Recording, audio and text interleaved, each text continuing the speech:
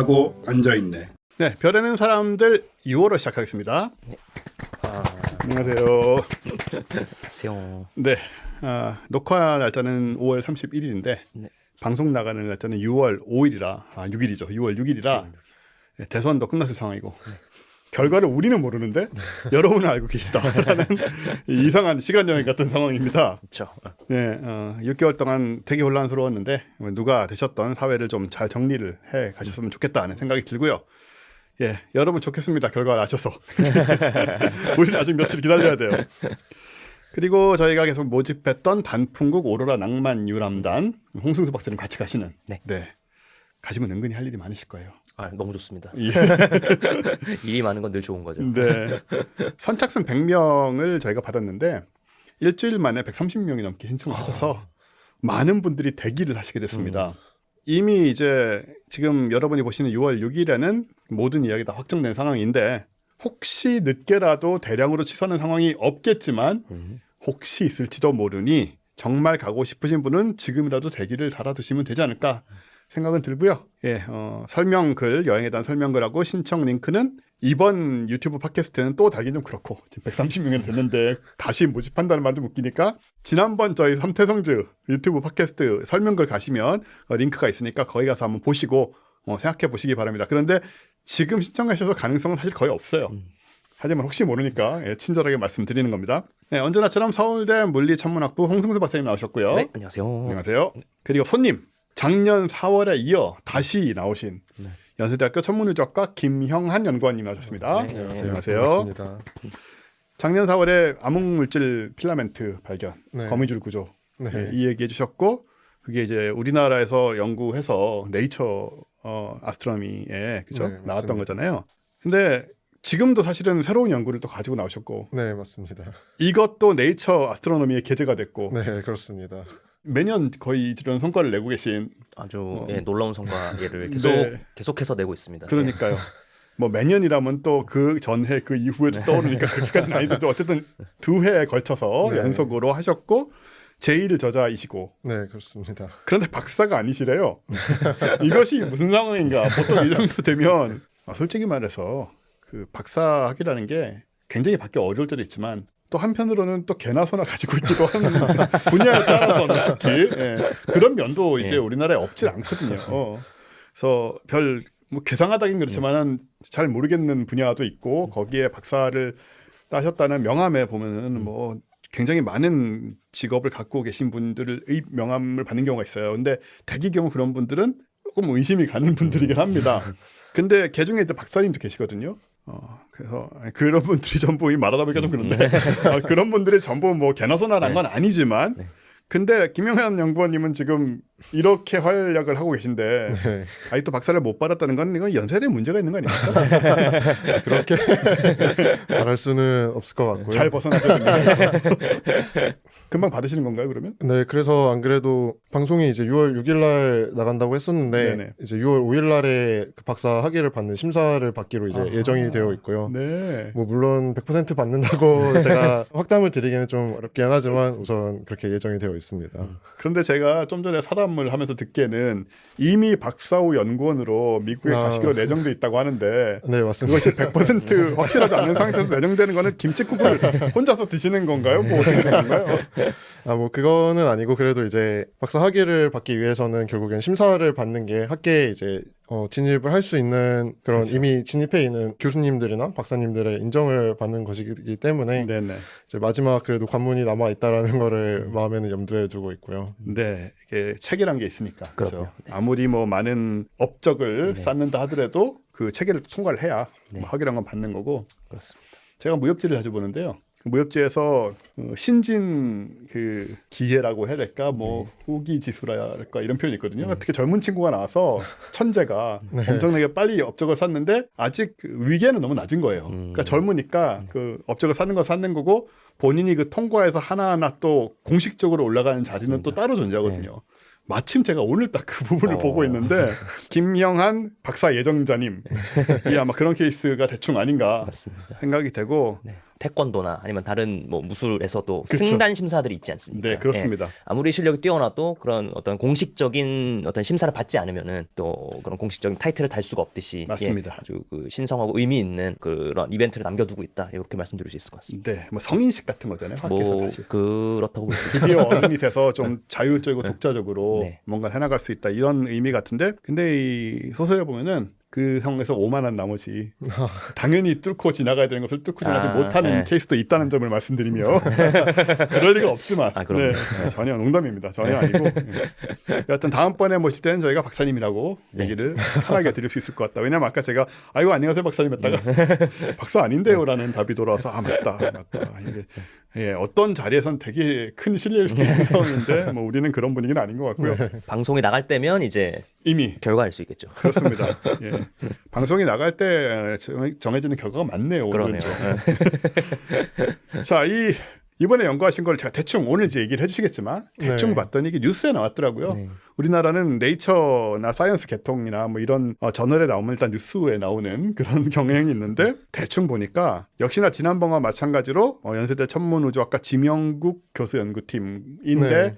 본인이 제일 저자이시기도 하시고 네, 그죠? 맞습니다. 예, 그 상황인데 무슨 은하단이 암흑물질 덩어리와 충돌했다. 뉴스엔 적어도 이렇게 나와 있습니다. 이게 얼마나 정확한 얘기인지 모르겠는데 우리가 떠올리는 건 이거죠. 은하단이란 거는 은하가 굉장히 많이 모여 있는 그런 거대한 지역인데 그것에 암흑물질 덩어리란 또 무엇이며 무슨 거대한 돌덩어리 같은 것이 일단 덩어리라고 하면 그런 게 떠오르잖아요. 막 이렇게 거대한 무슨 천체 그런 돌덩어리 암흑물질 같은 게 날아와서 부딪혔다는 얘기인지 근데 왠지 들어보면 그런 얘기는 아닐 것 같긴 한데요. 하지만 충돌을 어마어마하게 오래전에 했고 네, 그래서 그거를 이제 흔적을 발견하시고 뭐 이런 걸로 네, 맞습니다. 예. 네. 그래서 오늘 자세한 얘기 저도 뭐 얘기가 있습니다만 여기 너무 제가 하면 그러니까 제가 하면 또 틀린 얘기를 보나만 하게 될 거고 자세한 얘기 좀 이따가 듣는 걸로 하고요. 어쨌든 여러 가지로 축하드립니다. 감사합니다. 네. 자, 저희는 도서 이벤트가 있습니다. 이 책인데요. 이데올로기 브레인이란 책입니다. 아이디얼로지 브레인이라고 영어권에서 읽겠죠. 예. 그리고 이 안에 부제가 한글로 어떻게 적혀있냐면 우리 안에 극단주의는 어떻게 만들어지는가라는 굉장히 흥미로운 책인데 특히나 요즘 뭐 우리나라도 그렇고 미국도 그렇고 여기저기 이데올로기적인 극단주의들도 나타나고 있고 또 양극화도 되게 심하잖아요. 그게 뇌과학적으로 어떻게 설명되는가라는 거를 정리를 한 책이더라고요. 뉴 사이언티스트 2025 가장 주목할 책. 거의 뭐 올해 나온 책인 것 같습니다. 본 책도. 네. 그러니까 번역을 되게 빨리 한 거죠. 보니까 15개국에 번역이 됐는데 그중에 우리나라 코리안이 들어가 있어요. 그 옛날 같으면 상상도 못 했거든요. 제가 나 때는 이란 말을 하게 되는데 정말 나 때는 외국에서 무슨 좀 유명한 책 나오려면 몇 년씩 걸리고 했습니다. 그것도 제대로 계약도 안 해가지고 야매로 냈잖아요. 막. 야매로. 진짜로 코스모스 다 야매로 나왔었어요 처음에. 그 보면은 뭐 그냥 뺏겨가지고 대충 한국에서 낸 건데 당시에는 미국이나 이런 데서 한국에서 무슨 책이 나오든 상관 안 했죠. 뭐 저기서 뭐 내든 말든 그런 상황이었는데 지금은 뭐 큰일 날 얘기지만 어쨌든 굉장히 빨리 계약을 해서 책을 낸 걸로 보이고 가디언 텔레그래프에서도 올해의 책으로. 근데 이 저자가 흥미로워요. 이분이 2020년에 포브스 30세 이하 과학 분야 30인 선정되신 분인데 그 말은 뭐냐면 지금도 아무리 많아봤자 35이 안 되셨다. 그죠?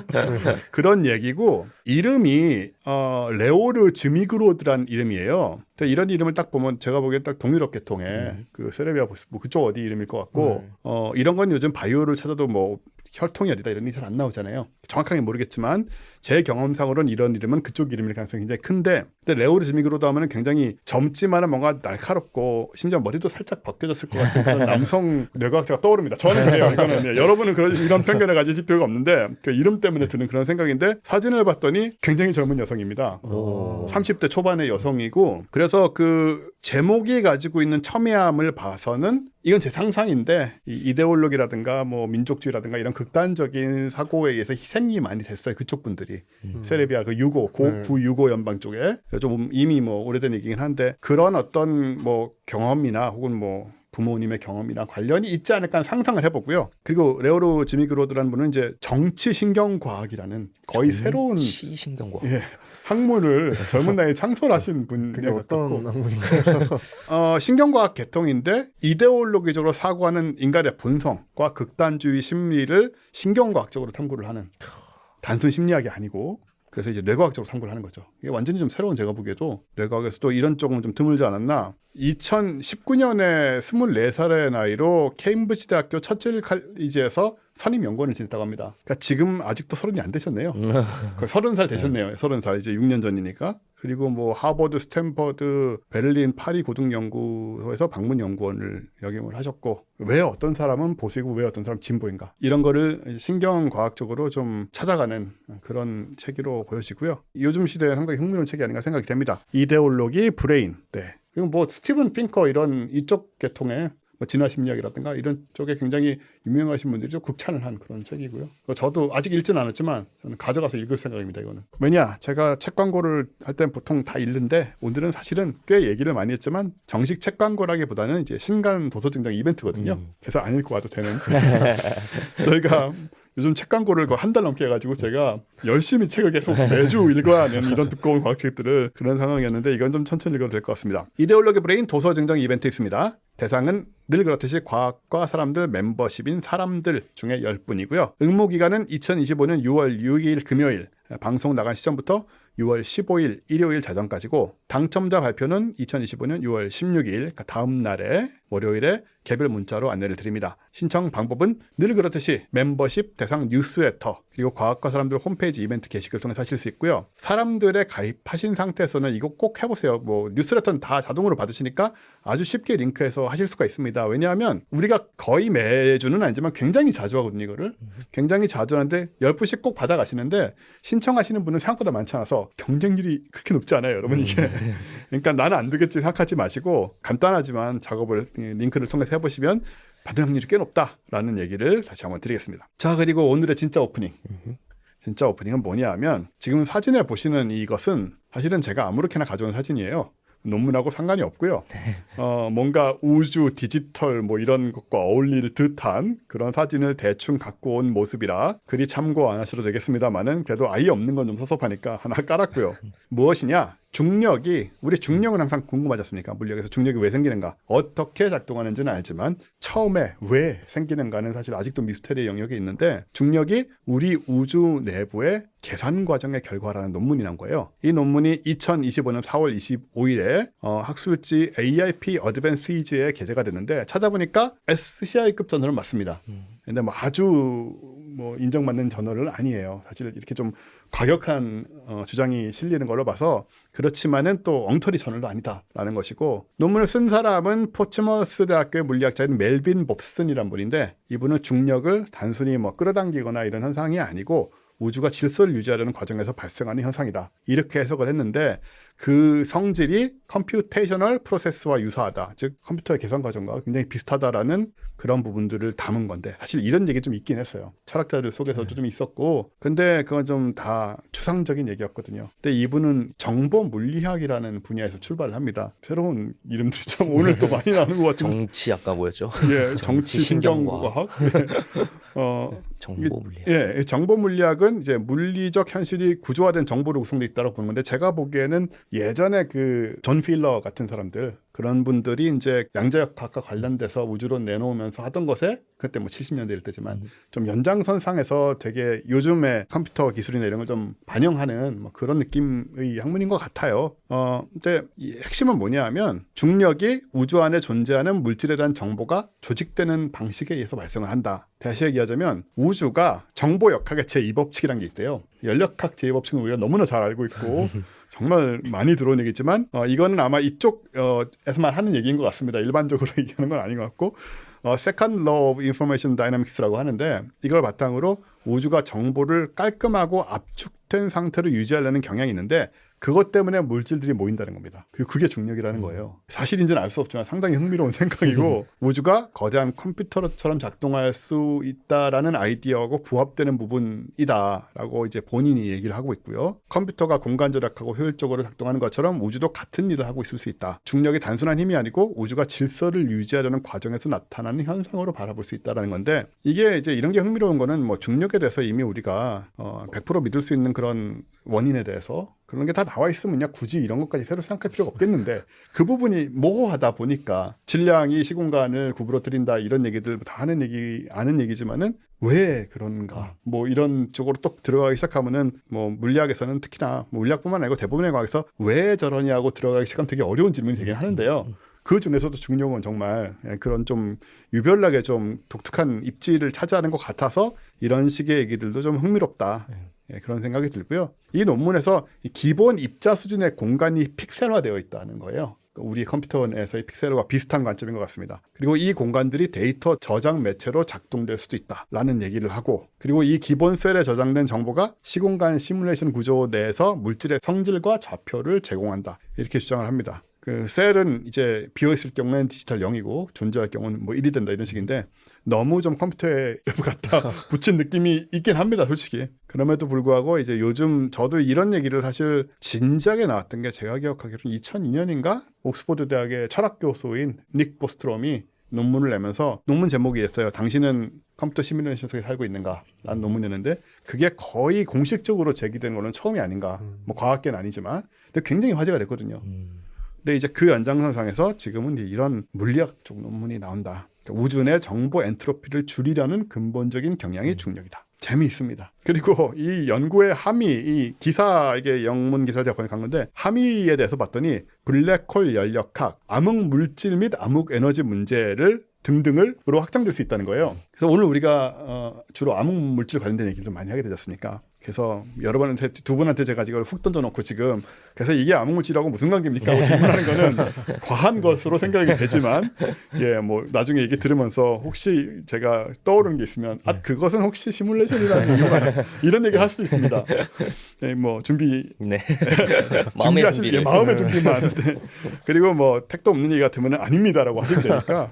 네. 우주는 존재하는 것인가 아니면 계산되는 것인가라는 그 어마어마하게 거대한 그 세계관에 대한 질문일 수도 있어서 가져와 봤고요. 자, 이렇게 저희 오프닝은, 왜냐하면 오늘 이 주제 자체가 아주 뭐 항상 그렇지만 아주 과학적인 얘기인데다가 직접 연구하신 분야라서 저는 좀 가벼운 걸 이분 본인이 드신 불쾌하실지 모르겠지만 가벼운 걸 갖고 왔고요. 그래서 지금 말씀해 주신 게 공식 저널에 올라왔고 이제 훌륭한 그 연구를 하셨다고 저는 생각을 합니다. 네. 그럼에도 불구하고 아직은 저희가 소위 말하는 과학이라고는 아직은 부르기 좀 어렵지 않나. 촉근 이론이나 약간 이런 이론적인 부분에 머물러 있는 연구가 아니었나 싶고, 이게 과학이 되기 위해서는 이 이론에서 예측하는, 우리가 관측할 수 있는 현상이 무엇인가, 기존에는 설명하지 못했던 새로운 어떤 현상을 이 이론을 통해 설명할 수 있나, 그리고 그거를 우리가 실험적으로 관측적으로 검증할 수가 있나, 네. 이러한 어떤 프로세스를 통해서 정식적인 이제 과학의 필드로 이제 들어올 수 있다. 우리가 소위 말하는 과학의 네. 영역으로 들어올 수 있다라는 말씀을 드리고 싶습니다. 맞습니다. 흥미로운 가설인 네. 거죠. 저 이거를 이제 근데 증명을 하려면 정말 맞습니다. 가속기 충돌기에서 입자 수준의 공간이 픽셀화되는 걸 확인하든가. 네.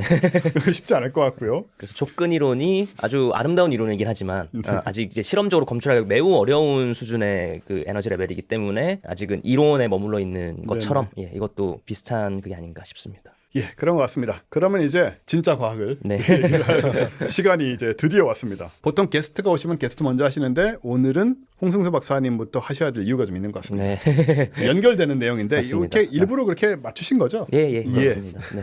홍승수 박사님은 그래서 늘 하고 있던 우주의 네. 거리 재기는 한 달 쉬는 걸로 예, 하고 한 턴 쉬고. 네. 오늘은 아마 암흑물질 관련돼서 좀 연구에 대한 얘기에 들어가기 전에 정리를 해주시는 게 아닌가 싶네요. 네, 맞습니다. 그래서 제가 지금까지 계속 그 우주에서 어떻게 거리를 측정하는가, 거리 사다리에 관한 얘기를 시리즈로 계속 하고 있었었는데, 오늘 이제 특별 게스트를 또 한번 모신 만큼 게스트께서 하시는 그 연구 내용에 대해서 좀 관련된 얘기를 해보면 좋지 않을까 해서 한 턴 쉬어가기로 했고요. 네. 잘하셨습니다. 이어서 그 김영환 연구원께서 암흑물질의 분포와 관련된 최신 천문학 얘기를 이제 해주실 예정이기 때문에 저는 그거에 앞서서 지금까지 암흑물질 연구가 어떻게 이루어져 왔는지 어떤 개략적인 흐름을 한번 소개를 해드리면 좋지 않을까 싶어서 가져왔습니다. 네, 이것도 한번 정리할 필요는 있는 게, 우리가 암흑물질, 암흑에너지는 저희가 13년 동안 네. 수시로 해왔지만 대부분 다 잊어버리셨을 네. 테고, 그리고 이렇게 던져지는 거는 있는데 이렇게 개괄되는 거는 이렇게 생각만큼 또 자주 하는 건 아닌 것 같아서 네. 이 기회에 한번 다시 짚고 넘어가자. 네. 그런 의미가 있는 것 같습니다. 네. 그래서 뭐 말씀을 해주셨듯이 뭐 암흑물질, 암흑에너지 요새는 뭐 널리 알려진 개념이고 한 번쯤 어디선가 들어봤을 뭐 내용이긴 하지만 불과 100년 전 1930년대까지만 해도 암흑물질이라는 개념이 없었습니다. 네. 이 암흑물질이라는 개념 처음으로 제시하신 분이 프리츠 츠비키라고 하시는 이제 천문학자 분이십니다.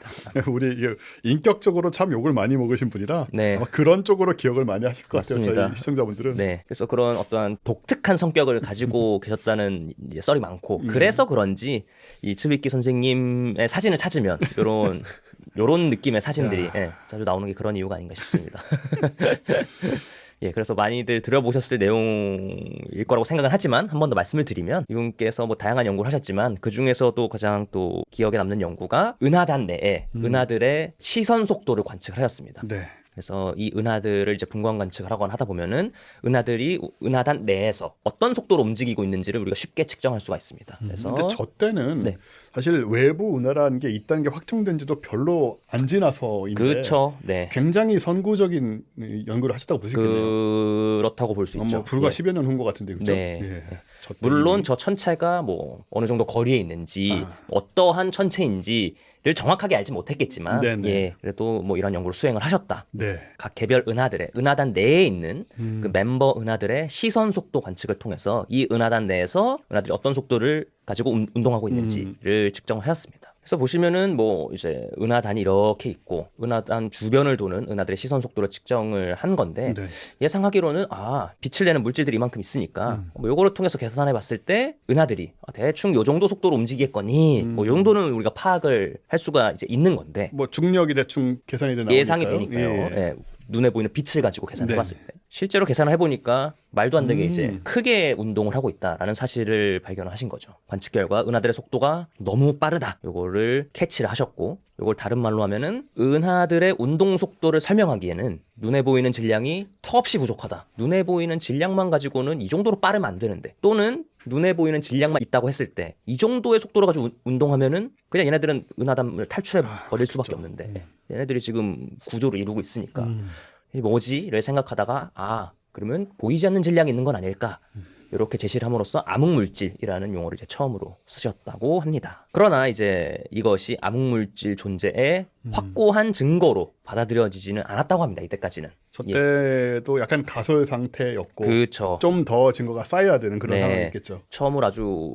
요 특별한 요 천체에 대해서 연구를 통해서 아주 파격적인 얘기를 하신 거기 때문에 기존에는 뭐 할 수도 없었던 그런 네네. 파격적인 주장을 하신 거기 때문에 뭐 샘플 수도 부족하기도 했고 너무 파격적인 주장이기도 했고 심지어 이제 학계에서 이제 괴짜로 좀 그쵸. 이렇게 소문이 있으신 분이었기 때문에 네. 콩으로 매주를 쓴다고 해도 뭐 안 믿는 그런 속담이 있듯이 아무리 이제 과학적으로 맞는 말을 했어도 네. 그 당시에는 이제 쉽게 안 받아들였던 게 아닌가라는 생각이 듭니다. 그럴 수 있죠 사실. 네, 예, 연구도 중요하지만 네. 어느 정도여야지 좀 괴팍한 것도 그 과학자들도 어쨌든 그 증거와 그 논리를 가지고 일을 하는 사람들이긴 하지만 어쨌든 사람이 하는 일이다 보니까 그럼요. 네, 그 사람의 성격이 또 연구자의 성격도 그 연구 활동 이어나가는 데 있어서 굉장히 중요한 것 같다라는 생각이 듭니다. 예. 그래서 뭐 이때 개념을 처음 제시하긴 하셨지만 뭐 이게 학계에서 공식적으로 암흑물질 존재 증거로 받아들여진 건 아니었던 것 같다. 그러면 암흑물질은 공식적으로 언제부터 이제 확실하게 존재한다라고 받아들여졌냐? 이제 70년대 시간이 꽤 지났죠. 70년대 들어서 드디어 암흑물질 존재의 확고한 증거가 이제 발견이 됐습니다. 바로 여기 지금 보시는 이제 베라 루빈이라고 하는 여성 천문학자 분께서 여러 나선 은하들에 대해서 은하들이 어떤 속도로 회전을 하고 있는지를 측정을 하셨습니다. 우리가 우리 청취자분들이 지금 네. 프리츠 츠비키나 베라 루빈이나 분명히 이름은 알아요. 네. 여러 번 나왔거든요. 네, 근데 유명하시죠. 뭐 하는 사람인지 다 잊어버렸어요. 지금 이 기회에 지금 맞다 베라 루빈 저거 하신 분이고 그렇지 뭐 지금 다 이러고 계실 겁니다. 네. 유명하신 분이죠. 그래서 한 번 더 설명을 드리겠습니다. 네. 나선 은하가 당연히 우리가 상상할 수 있듯이 회전을 하겠죠. 회전을 이렇게 하겠죠. 그런데 지금 보시는 사진과 같이 우리가 은하면을 페이스 온으로 보고 있다라고 하면은 저게 어떤 속도로 회전하고 있는지 회전 속도를 우리가 쉽게 측정할 수가 없습니다. 네. 네, 저게 뭐 시간이 지나면 이게 돌아가 있는 게 아니기 때문에 그렇죠. 예, 워낙 거대한 스케일에서 뭐 오늘 보고 내일 보고 이래서 달라지는 게 반쪽이 아니기 되는 게 때문에 예. 그래서 결국은 적색편이 청색편이 그렇죠. 적색 이동이라고 하죠 요즘은. 네. 예, 적색이동, 뭐 청색이동 요거를 측정을 해야 되는데 네. 지금 이렇게 하늘 평면상에서 회전을 하고 있으면은 적색이동이 나타나지 않기 때문에 그렇죠. 속도를 알 수가 없는 겁니다. 그래서 보통은 우리가 엣지온이라고 부르는데 저렇게 우리가 시선 속도를 측정할 수 있게끔 은하면이 우리 시선 방향에 대해서 이제 동일한 은하면이 동일하게 시선 방향과 위치하는 저런 은하들을 골라서 이쪽과 이쪽의 그 시선 속도의 차이를 측정함으로써 네. 은하의 회전 속도를 우리가 측정을 할 수가 있습니다. 그래서 이런 방식을 통해서 나선 은하의 회전 속도를 이제 체계적으로 측정을 하셨습니다. 은하 회전 속도를 말씀드리기 전에 이 태양계 비율을 한번 들어보고 싶습니다. 네, 이해를 돕기 위해서 태양계 행성들이 태양을 중심으로 쭉 원운동을 하고 있지 않습니까? 뭐 정확히 타원 운동이지만 원운동으로 근사를 할 수가 있고 그 원궤도 운동을 하는 행성들의 궤도 운동 속도는 다음과 같은 아주 간단한 식으로 계산을 할 수가 있습니다. 사실은 보시면 여기 이제 VR이라고 하는 거는 궤도 반지름 R을 갖는 그 궤도에서 운동 속도가 어떻게 되느냐 그거를 계산하는 건데 가장 중요한 영향을 미치는 게 R 안쪽에 있는 그 궤도 R 안쪽에 있는 매스의 합입니다. 질량의 네, 합입니다. 네. 네. 태양계의 경우에는 대부분의 질량이 태양에 몰려 있죠. 예를 들어 목성 안쪽에는 수금지화 그다음에 소행성들 많이 있긴 하지만 태양의 질량에 비하면은 그렇죠. 무시할 정도로 작기 때문에 네. 태양계 행성의 경우에는 모두 다 태양 질량에 의해서 움직인다라고 볼 수 있을 겁니다. 그래서 요 식 아주 간단한 식은 사실 뭐 복잡한 물리를 가지고 계산하는 그 유도한 식이 아니라 네. 단지 원운동의 구심력이 태양과 행성 사이에 작용하는 중력으로 구심력이 작용한다. 요거를 정리하면 그냥 요 식이 나옵니다. 네. 그래서 아주 심플한 식이고 중학교 2학년 때 배우는 식입니다. 음. 그래서 요 식을 따라서 운동하는 저런 행성의 운동을 우리가 케플러 모션이라는 표현을 씁니다. 그래서 이제 생각을 해보시면은 V가 R하고 반비례 관계 있지 않습니까? G 그 중력 상수나 태양의 질량 고정되어 있고 그렇기 때문에 궤도 반지름이 커질수록 태양으로부터 거리가 멀어질수록 회전 속도가 작아진다라는 걸 알 수 있습니다. 네. 그러니까 수성은 굉장히 빨리 돌 거고요. 궤도 반지름이 작으니까. 저기 목성, 토성, 형성, 천왕성 애들은 궤도 반지름이 크니까 속도가 작을 겁니다. 네, 요런 우리가 이제 상상을 떠올려 볼 수 있고요. 네. 그래서 간단한 예제, 제가 태양 질량과 중력 상수 값을 이렇게 드렸고, 그다음에 주기는 우리가 뭐 속도분의 거리 해서 V분의 2파이야 이런 식으로 구할 수 있지 않습니까?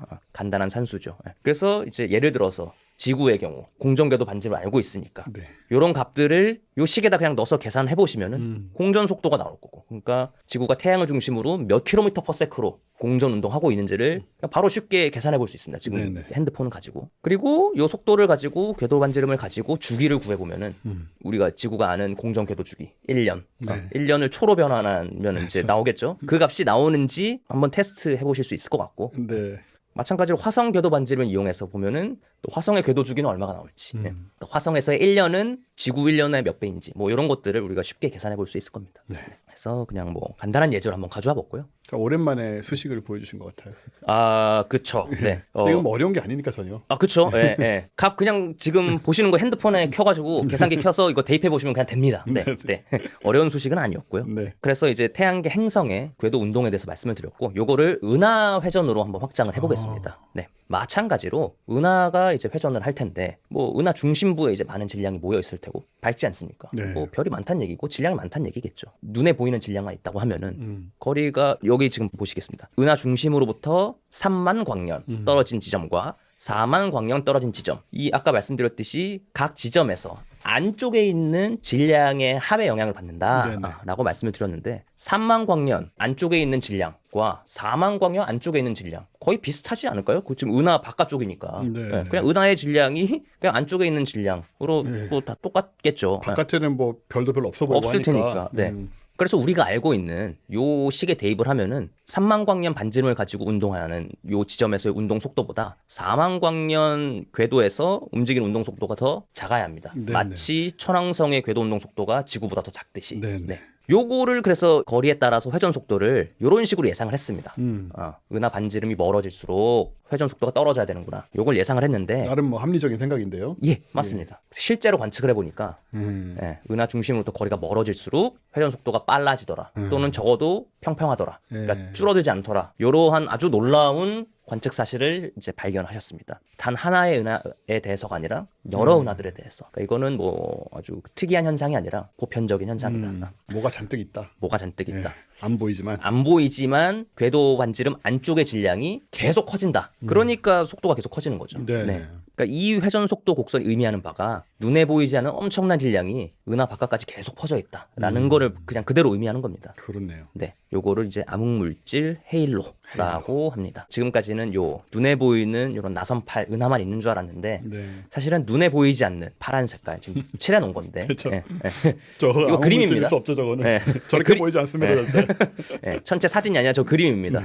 화가가 그린 그림입니다. 그래서 이런 눈에 보이지 않는 암흑 물질들이 은하 바깥쪽까지 쭉 퍼져 있다. 이런 사실을 이제 추측을 할 수 있었고 추론을 해낼 수 있었고 요게 바로 암흑 물질이 확실하게 존재한다. 눈에 보이진 않지만 그게 이제 첫 번째 이제 확실한 증거로 받아들여지게 된 첫 번째 연구였습니다. 네, 이거 뭐 상당히 결정적이라고 할 수 있죠. 맞습니다. 네. 이게 70년대 얘기였고 암흑물질이 발견된 이후에 암흑물질에 관한 연구들이 활발히 이루어지기 시작했는데 이게 이제 은하 형성 이론 및 우주론으로 이제 확장이 되기 시작했습니다. 이 시기에 이제 컴퓨터 기술의 발달로 인해서 아주 복잡한 그 계산을 할 수 있는 장치들이 마련이 되기 시작했고 네. 그것들을 통해서 이런 우주 형성 시뮬레이션, 은하 형성 시뮬레이션도 본격적으로 시작이 되기 시작했습니다. 전명원 교수님이 또 저런 쪽으로 그럼요. 지금 네, 하고 계십니다. 네, 슈퍼컴퓨터로 맞습니다. 저 때와는 비교도 되지 않는 컴퓨터. 그럼요. 이때는 막 시작했던 시기였고 네네. 그게 지금 불과 50년도 안 된 시기에 엄청나게 발전을 해서 아주 디테일한 시뮬레이션을 지금 하고 있는 거죠. 네네. 이때 그래서 암흑 물질을 고려해서 은하 형성이 어떻게 되는지를 돌려봤더니 눈에 보이는 물질 바리온만 고려해서는 우리 눈에 보이는 은하가 잘 안 만들어지는 거죠. 암흑 물질이 있어야지 보이지 않는 질량을 제공한 암흑 물질이 있어야지 바리온들이 중력적으로 더 쉽게 뭉칠 수 있고 그래야지 눈에 보이는 은하들이 형성이 되더라라는 결론을 얻을 수가 있었습니다. 네. 또 한 가지 눈에 보이는 은하들이 재현되기 위해서는 또 암흑 물질의 성질도 우리가 컨스트레인 할 수 있어야 되는데 이런 시뮬레이션을 통해서 암흑 물질은 차가워야 한다라는 우리가 제한 조건까지 결정을 할 수가 있었습니다. 그래서 여기서 뭐 차갑다 온도 표현을 썼는데 뭐 실제로 온도계를 넣고서 뭐 재는 물리량은 아니고요. 아무래도 온도라는 개념 자체가 어떤 입자들의 운동 속도와 관련된 거다 보니까 암흑 물질이 어떤 속도를 가지고 움직이느냐 뭐 이런 거와 관련된 개념이라고 보시면 될 것 같습니다. 그래서 암흑 물질이 비교적 빠른 운동 속도로 운동하는 모델에서는 은하나 구조들이 잘 형성이 되지 않는 반면 콜드 다크 매터 차가운 암흑 물질 운동 속도가 느린 암흑 물질이어야지 우리가 관측되는 이런 구조들이 잘 보이더라라는 얘기를 이제 할 수가 있었고 네. 물론 콜드 다크 매터가 정설로 받아들여지고 있긴 하지만 우리가 관측되는 모든 천체 관측 현상들을 다 설명할 수 있는 건 아닙니다.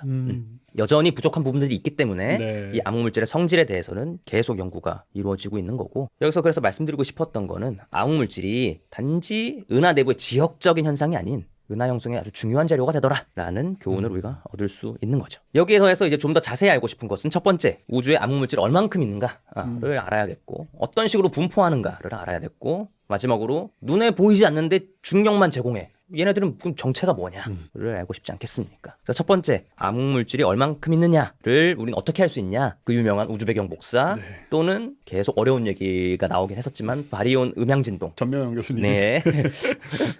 이런 관측들을 통해서 근데 되게 신기하긴 했어요. 네, 맞습니다. 저는 뭐 천문학자로서 계속 관련된 내용을 듣고 공부해 오긴 했지만 들을 때마다 너무 신기합니다. 네. 그 개념 자체가. 네. 이런 관측들을 통해서 암흑 물질이 얼만큼 있는지를 우리가 잘 연구를 할 수가 있습니다.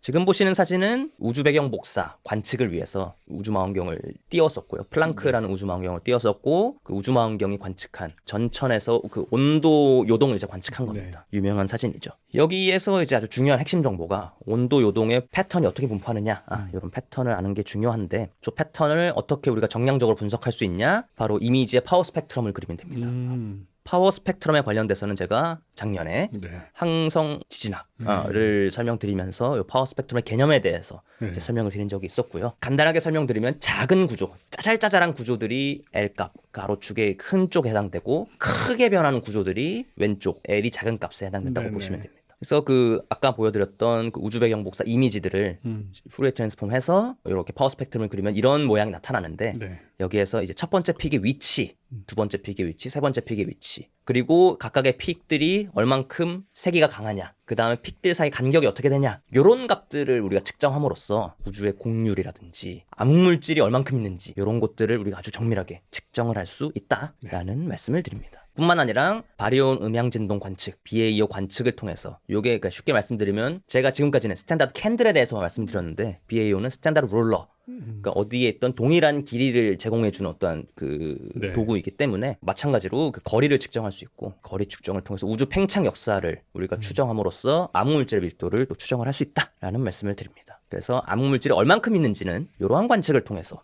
우리가 알 수 있고 두 번째 암흑물질이 어떻게 분포하느냐 요거는 지난번에 우리 김영환 연구원님께서 이 생각 저때 이렇게 지금보다 훨씬 젊어 보이시죠? 1년밖에 안 지나서 지금. 예, 졸업 준비하느라 좀 고생을 하지 않았나 싶습니다. 지금 생각해봐도 저때 되게 푸성푸성하셨던 것 같아요. 지금은 조금 더 느낌이 다르신.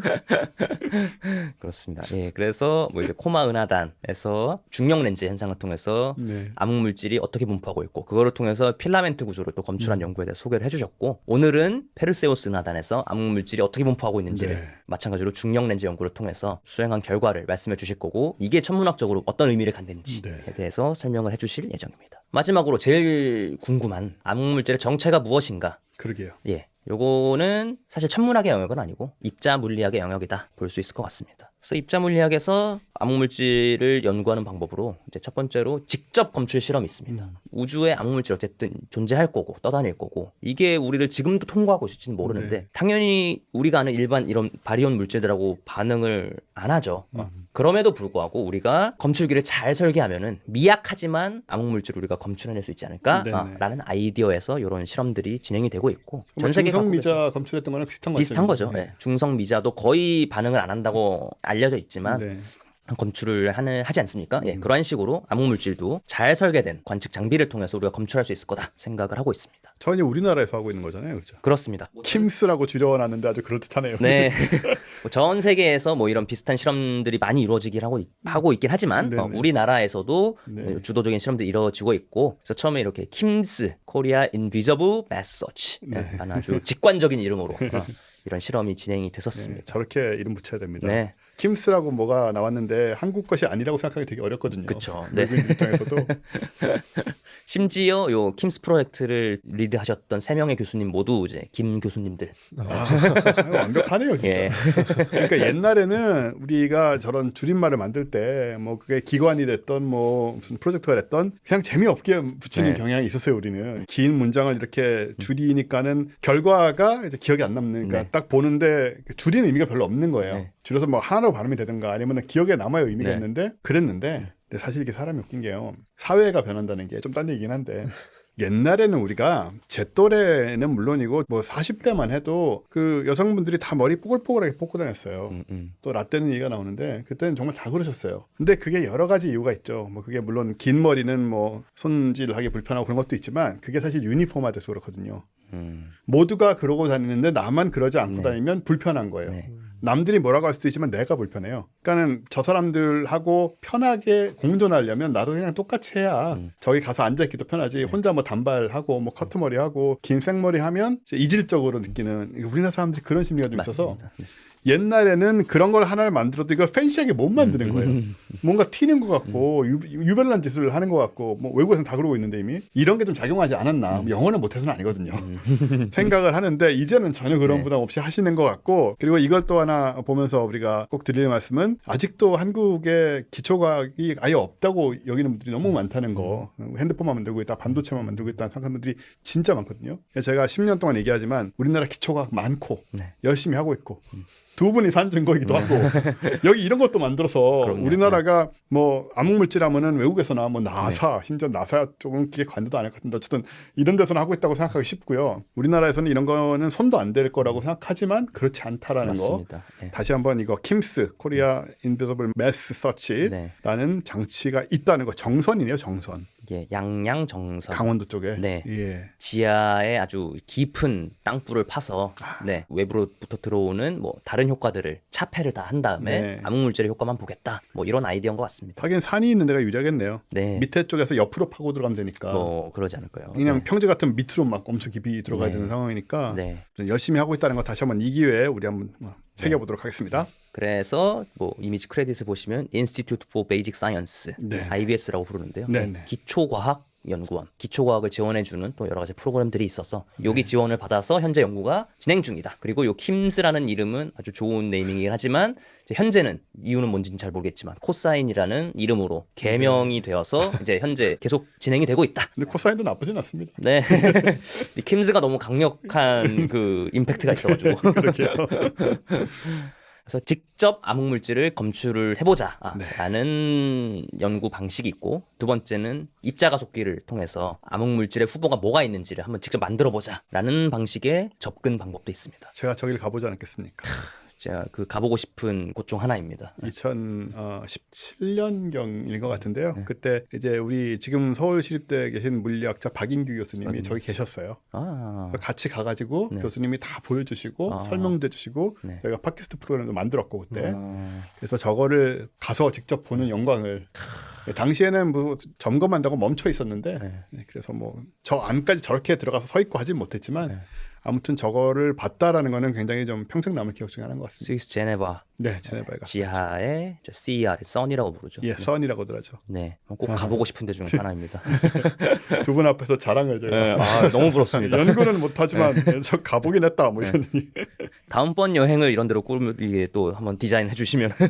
사실 그런 생각이 있죠. 근데 저기 가려면 아마 인원은 조금 줄여야 되지 않을까 네. 싶은데요. 여하튼 뭐 앞으로도 여행은 여러 가지로 매년 갈 생각입니다. 네, 네. 너무 좋은 것 같습니다. 예, 여기에서 이제 입자 충돌을 통해서 그럼 입자가 충돌하면은 입자들이 깨지면서 거기서 다양한 그 안에 숨어 있던 입자들이라든지 또는 고에너지 환경에서 만들어지는 입자들이 새롭게 만들어지기도 하는데 네. 거기에서 암흑물질을 후보로 볼 수 있는 입자들이 나오는가 뭐 이런 식으로 암흑물질의 후보를 또 탐색하기도 합니다. 그러게요. 암흑물질이 존재하는 거라면 어떤 식으로든 우주에서 만들어졌을 테니까 네. 어떤 조건을 만족시키면 저 안에서도 만들어질 수 있다라는 네, 그런 말씀인 그렇죠. 거죠. 네. 네. 그래서 지금까지 대략적으로 암흑물질 연구가 어떻게 이루어져 왔고 어떤 방식으로 이루어지는지에 대해서 소개를 드렸습니다. 이 암흑물질에 관한 모든 연구의 시작은 처음에 설명드렸듯이 베라 루빈 선생님의 네. 은하 회전곡선 연구에서부터 이 모든 연구들이 시작이 되었다. 아주 중요한 그 발견을 하셨다라고 한 번 더 강조를 드릴 수 있을 것 같고 네.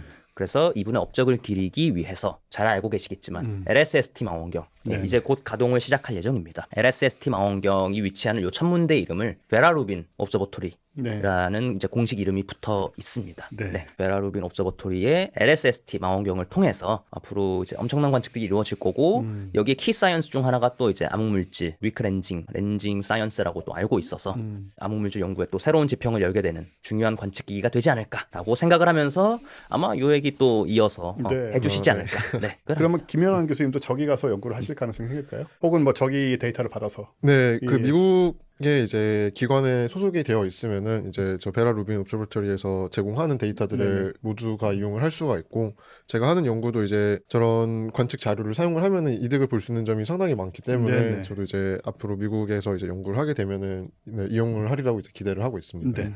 자, 그러면 김형환 연구원님의 네이처 아스트로노미 수록작이란 말은 웃긴데 에 실린 논문 연구 네. 그 얘기를 이제 들어보도록 할 텐데요. 아, 우선 또 한 번 불러주셔서 감사드리고요. 아유, 천만의 말씀입니다. 오늘 이제 소개해드릴 내용은 이제 페르세우스 은하단의 이제 충돌 과정을 이제 암흑 물질 위크렌징을 통한 이제 암흑 물질 발견을 통해서 이제 얘기를 하려고 하고요. 네. 그래서 오늘 가져온 이제 좀 슬라이드가 있는데 여기서 제목은 사실 논문 제목은 아니고 좀 각색을 했습니다. 그 논문 제목을 설마 미스터리를 찾아서라고 저래서야 어디 실리겠습니까? 그래서 이번 연구는 저희 지도 교수님이신 이제 지명국 교수님을 포함해서 그리고 네네. 같은 랩실에 저희 친구이자 또 훌륭한 학자인 이원기 박사님 그리고 해외 뭐 존 이리나 주아블레바 그리고 또 이제 서울대학교의 강우석 학생과 그리고 네. 황우성 교수님 이제 다 같이 공동 연구로 이제 진행을 하였었고요. 저 황우성 교수님은 우리가 아는 그 황우성 교수 박사님이 거죠? 네, 예. 네 맞습니다. 고등과학원에 계시다가 네. 지금도 고등과학원에 계시죠? 아니요 지금은 서울대학교에서 이제 서울대학교. 네, 예. 교수님으로 네, 계시고 저희 계십니다. 방송에도 초기에 한 2-3번 가까이 출연하셨을 거예요. 그땐 되게 젊은 10년이 지나서 이제는 꽤나 예, 지금도 젊어 보이시고요. 예, 여전히. 원체적으로 그런 분위기시죠. 내용 속에서도 이제 소개를 드리겠지만 페르세우스 은하단이 기본적으로는 되게 안정된 은하단으로 이제 알려져 있었었는데 추후에 이제 되게 충돌의 흔적들이 보였어서 네. 그것이 왜 그럴까에 대한 이제 미스터리를 이제 해결하는 내용의 논문을 이제 제출을 하게 되었습니다. 그래서 여기서 이제 알아야 될 거는 그러면 이제 은하단이 무엇인지와 이제 충돌 흔적들이 어떤 것인지를 좀 소개를 먼저 드리려고 하는데요. 네네. 은하단 같은 경우에는 이제 오른쪽에 보이는 것 같이 이제 많은 은하들이 이제 모여 있는 집합체를 이제 은하단이라고 이제 얘기를 하게 되고요. 그래서 이걸 예시로 가져온 건 이제 코마 은하단인데 중심 부분을 보여주는 것이긴 한데 저렇게 수많은 노란색 이제 동그라미로 이제 네. 표시된 은하들이 이제 모여 있는 것을 알 수가 있고, 그리고 주로 또 이제 중심 부분에 되게 거대하고 큰 이제 밝은 이제 은하들이 이제 또 존재를 하고 있습니다. 요 코마 은하단이 아까 즈비키 네. 선생님께서 처음으로 암흑물질을 제안하셨을 때 오. 사용한 그 은하단. 예. 역사와 전통의 은하단이군요. 예. 인간의 관점에서 볼 때는 뭐 참 웃긴 얘기인데요. 저 네. 은하단 입장에서는 뭐 우리의 그 100년의 전통은 아무것도 아, 아니지만 그렇죠, 그렇죠. 그때만 해도 사실은 뭐 칩기 교수님도 정확하게 저게 뭔지 몰랐을 테고 불과 100년 전에도 우리는 뭐 우리 은하가 우주가 다다라는 식으로 생각했던 시절이 있었는데 이제는 저렇게 수천 개를 쌓아놓고 네. 저것이 뭐 하나의 또 덩어리를 이루고 있고 저게 뭐 부딪혔니 아니니 아, 이런 네. 얘기를 하고 있는데 그걸 이제 한국의 김형한 곧 박사 되실 김형한 석사님이라고 해야 되나 지금 네, 연구원이라고 해주시면 예, 연구원님이 감사하겠습니다. 또 직접 하고 계신 이런 참 격세지감을 느끼게 되는 그런 상황입니다. 그래서 이제 예전에는 이제 눈으로만 이제 보다 보니까 이제 눈에 보이는 별 내지는 별의 집합인 은하들만 보게 되었는데, 그건 사실 은하단의 전체 질량에서 한 수 퍼센트 정도밖에 이제 차지를 하지는 않고요. 네네. 그 이외에 이제 가스라고 불리는 보통 이제 되게 뜨거운 가스들이 이제 존재를 하는데, 네. 그것도 이제 일반적인 전자기파를 통해서 이제 관측을 가능하지만 여전히 전체 질량의 10에서 20%밖에 이제 차지를 하지는 않고 있습니다. 네네. 아까 이제 홍수수 박사님께서 이제 설명해 주신 것처럼 근데 나머지 이제 질량들은 그럼 어디에서 존재를 하고 있냐 했었을 때 그 정체는 아직 잘 모르지만 암흑 물질이라고 이제 부르고 있고, 은하단 전체 질량의 이제 80에서 90%를 이제 이루고 있는 걸로 이제 이해를 하고는 있죠. 그러니까 우리가 저런 얘기 들을 때 다들 약간씩 그런 생각 드실 수 있는데 무거운 거예요, 많은 거예요. 그 혹은 암흑 둘 다인가요? 물질이 예. 우선 은하단 자체는 무겁습니다. 암흑 그리고 물질이 암흑 물질도 저렇게 큰 퍼센트를 차지한다는 거는 많습니다. 많은 건가요? 네, 이거를 밝기 대 이제 질량비로 보통 얘기를 하게 되는데, 이제 태양 기준으로 하면 이제 그걸 1이라고 이제 둘 수가 있고요. 태양 질량만큼 태양 밝기를 내는 걸 1이라고 한다면은 은하 같은 경우에는 한 10 정도가 되고, 네. 은하단 같은 경우 이제 수백 정도가 되다 보니까 질량이 이제 빛이 내는 거에 비해서 수백 배가 많이 있다는 거죠. 그래서 은하단 같은 경우에는 암흑물질이 많기도 하고 무겁기도 합니다. 아, 그렇군요. 근데 아직 뭔지 모른다. 네. 빙산의 일각이라고 보시면 될 것 같습니다. 저 사진이. 예. 네. 안 보이는 게 오히려 대부분이다. 수면 위로 올라와 있는 것들이 저 눈에 보이는 것들이고 그 아래는 더 어마어마한 질량들이 안 보이는 거죠. 수면 아래 그러게요. 빙산을 우리가 볼 수 없지 않습니까? 네. 그 아래가 뭔지가 너무 궁금한데요. 그렇죠? 그러니까요. 예. 참. 근데 이제 저런 은하단이 갑자기 생기는 건 아니고, 저희가 이해하는 이제 패러다임 속에서는 작은 이제 은하나 뭐 그런 항성들이 이제 뭉쳐서 은하가 되고, 은하들이 뭉쳐서 이제 은하단이 이제 되는 패러다임을 이제 알고 있고요. 그래서 은하단은 우리 우주론에서 이제 우주 거대 구조 진화의 이제 정점에 위치하고 있는 이제 네. 천체입니다. 그래서 은하단이 단순히 이제 조그만 물질들만 이제 뭉쳐서 생기는 것도 있지만, 은하단끼리의 이제 충돌을 통해서도 이제 진화 내지는 이제 형성이 이루어지게 되는데요. 이제 그 과정 속에서 이제 여러 가지 현상들이 이제 발생을 하는데, 그거를 좀 시각적으로 이제 보여드리고자 이제 오. 시뮬레이션 자료를 가지고 왔고요. 처음에 지금 보이는 모습은 이제 암흑 물질 혹은 질량의 이제 분포를 이제 보여주고 있는데, 네네. 이쪽에서 이제 거대한 이제 두 개의 은하단이 이제 지금 충돌을 막 하려고 하는 이제 과정을 이제 보여드리려고 하고 있고요. 한눈에도 잘 그렇게 느껴지네요. 그래서 이제 중간에 이제 질량 분포에서 전자기파로 볼 수 있는 그 바리온이라고 하는 물질들을 이제 네네. 분포를 보여줄 텐데, 우선 한번 오, 재생을 움직인다. 해볼게요. 그래서 유튜브로 보셔야 돼요, 여러분. 움직여요 이거. 저 안에 이제 은하들이랑 이제 은하단이 이제 같이 충돌을 이제 하고 있는 이제 과정 속에서, 이것들이 이제 암흑 물질 상에서는 저런 식으로 인터랙션이 그렇게 없이 충돌을 하지만, 지금은 이제 가스의 이제 오. 온도를 보여주게 되는데, 네.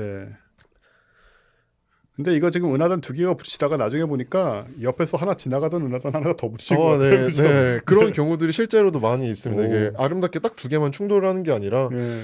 항상 이제 여러 개 이제 은하단이 이제 같이 충돌하는 경우가 많이 있기는 하고요. 수십억 년에 걸쳐서 벌어지는 그쵸, 일이겠죠. 그쵸. 그래서 여기서는 그 아까 말한 바리온을 이제 분포를 보여주고 있는데, 여기서도 이제 와. 온도가 많이 이제 변화하면서 특히나 이런 어떠한 구조체들이 이제 보이는데 저런 것들이 뭐 샥이나 내지는 콜드 프런트라고 이제 불리는 이런 현상들이 이제 일어나게 되고 네. 에너지가 이제 무지막지하게 방출이 됩니다. 그래서 주로 표현하는 이제 수식어는 빅뱅 이래로 우주 역사상 있는 가장 큰 에너지의 이벤트다라고 이제 얘기를 하는데 그것도 그렇겠네요, 진짜. 마치 저 뭐 수치로 이제 비교를 하자면은 초신성이 수천억 개가 동시에 이제 터지는 만큼의 이제 에너지가 방출이 되게 되고요. 그 에너지가 이제 샥의 형태로 이제 충격파의 형태로 이제 전달이 되다 보니까 그 속에서 이제 여러 가지 입자 가속 현상들이 이제 일어나게 돼서 우주에 있는 지상에서 이제 수행할 수 없는 엄청난 이제 천연 입자 가속기라고 이제 부를 수가 있죠. 와, 지금 듣는데 그 이 규모가 스케일이 우리는 보통 좀 큰 우주적 사건이라고 하면 중성자별 충돌하는 거나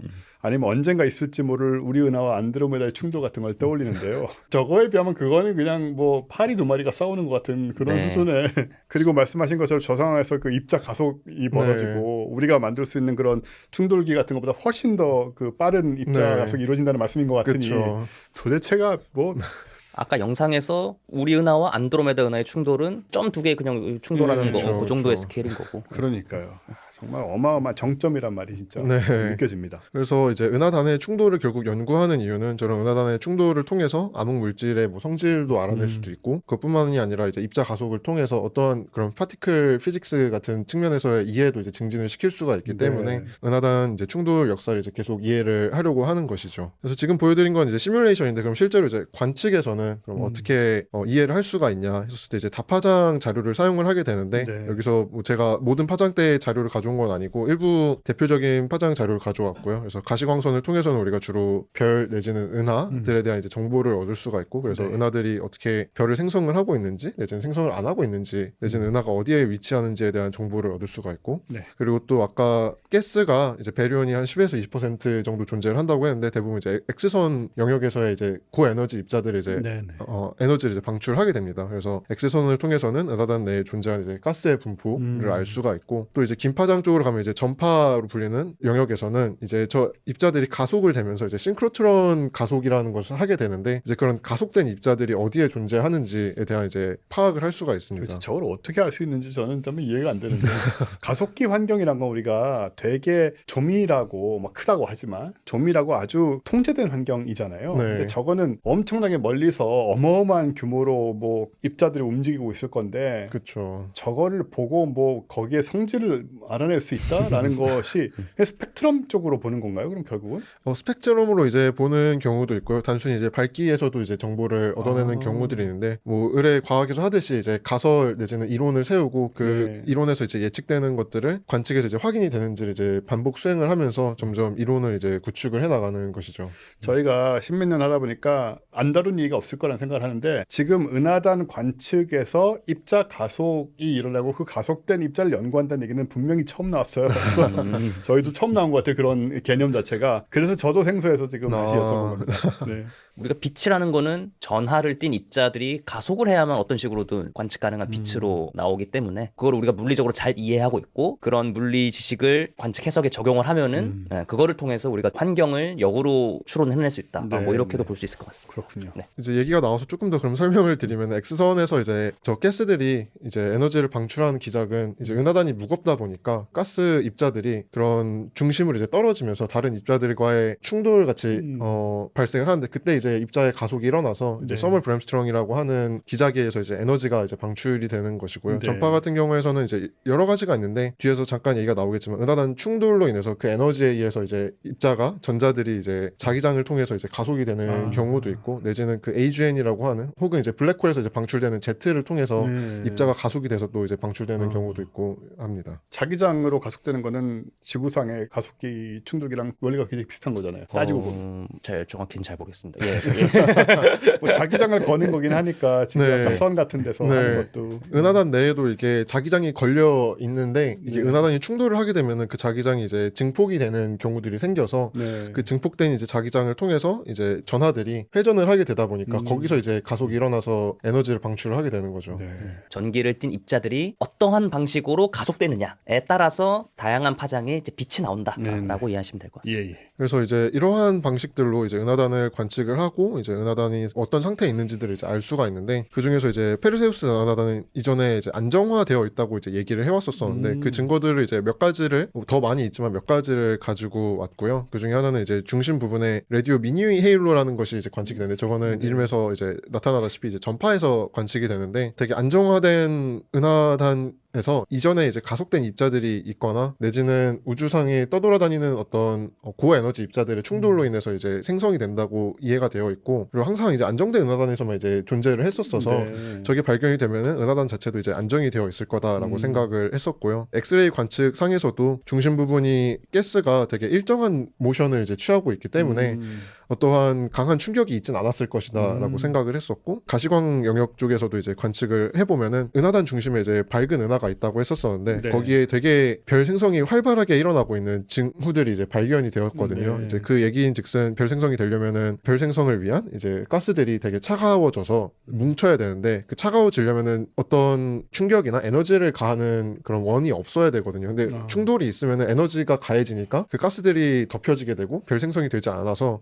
저게 있다는 게 또 이제 은하단이 안정화되어 있다라는 이제 증거로도 이제 사용이 됩니다. 네. 그래서 이러한 사실들을 가지고 수십 년 동안 이제 페르세우스 은하단이 안정화되어 있다라고 생각을 했었는데 또 한편으로는 이제 안정하지 않다라는 또는 충돌의 흔적이 있다라는 이제 증거들이 있었었는데 네. 여기서 이제 노란색으로 이제 보이는 은하들이 페르세우스 은하단의 은하들인데 이미 딱 보기에도 이제 좌우로 좀 늘어져 있는 것들이 보이게 되어 있죠. 만약에 이게 안정화되어 있다면은 등방하게 이제 위치를 해야 될 텐데 그러지 그러네요. 않고 있고요. 실제로 좀 정량적으로 해서 이제 등고선 같이 이제 그려보면은 개수나 이제 밝기 분포 모두 좌우로 이제 늘어난 형태를 보고서는 이게 저 방향으로 이제 충돌이 있지 않았을까라는 네. 이제 생각을 할 수가 있었고 또한 이제 X선에서 볼 수 있는 그 가스의 분포도 완벽한 이제 원 형태로 이제 보이는 것이 아니라 좌우로 또 비대칭적으로 이제 분포를 하고 있기 때문에 이제 과거에 이것 또한 충돌이 있지 않았을까라는 생각을 했었습니다. 저 엑스레이를 좀 이제 후처리를 해서 이제 저기서 테두리 그러니까 급격하게 엑스레이의 밝기가 변하는 부분들을 이제 더 잘 보이게 만들어 보니까 이제 이런 이미지를 만들 수가 있는데 중심에는 되게 소용돌이 치고 있는 형태를 이제 보여주고 있고 또 외곽에도 급격한 X선의 밝기 변화가 네. 보이는 것을 알 수 있었는데 저것들 모두 이제 과거에 충돌이 있었다라는 것에 대한 이제 직접적인 이제 증거로는 이제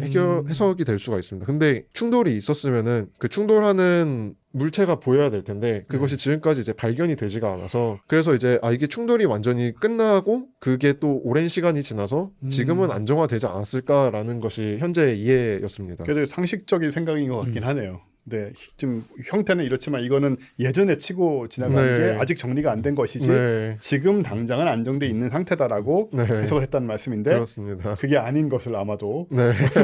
연구를 하신. 네. 그래서 비유를 하기로는 이제 뺑소니가 있었었는데 그 뺑소니 차량이 이제 없고 하다 보니 뭔가 다 정리가 되었구나라는 이해를 한 거였었죠.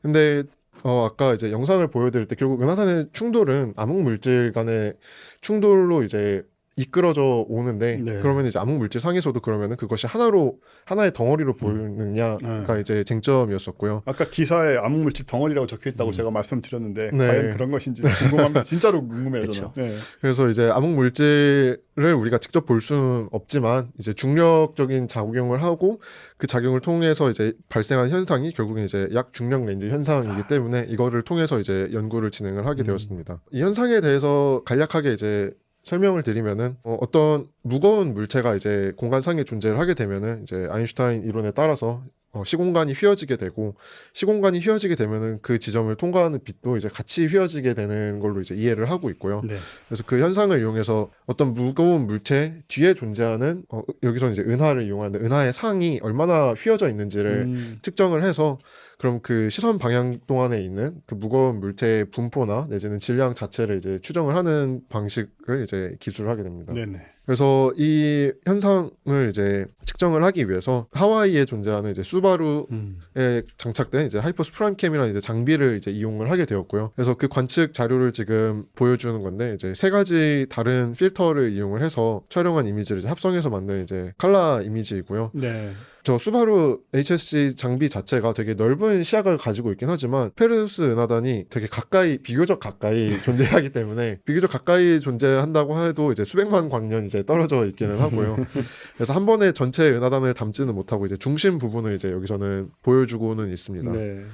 그래서 저 자료를 이용을 해서 암흑 물질 이제 지도를 그려보니까 중심 부분에 이 하얀색 선으로 표시된 게 이제 암흑 물질이 어디에 존재하는지를 이제 보여주게 되는데 중심 부분에 이제 어떤 거대한 암흑 물질 덩어리가 존재함과 동시에 오. 그 옆에 이제 그것이 하나로 존재하는 것이 아니라 어떤 또 다른 덩어리가 존재를 하고 있고 그리고 이제 두 개가 어떤 다리로 이제 암흑 물질 다리로 이제 연결되어 있는 것을 이제 확인을 할 수가 있었습니다. 우와. 그래서 이제 우리가 만약에 이해한 대로라면은 암흑 물질도 충돌을 완료를 해서 하나로 남아 있어야 되는데 저것이 따로 분리가 되어 있다라는 것이 하나가 있었었고요. 네네.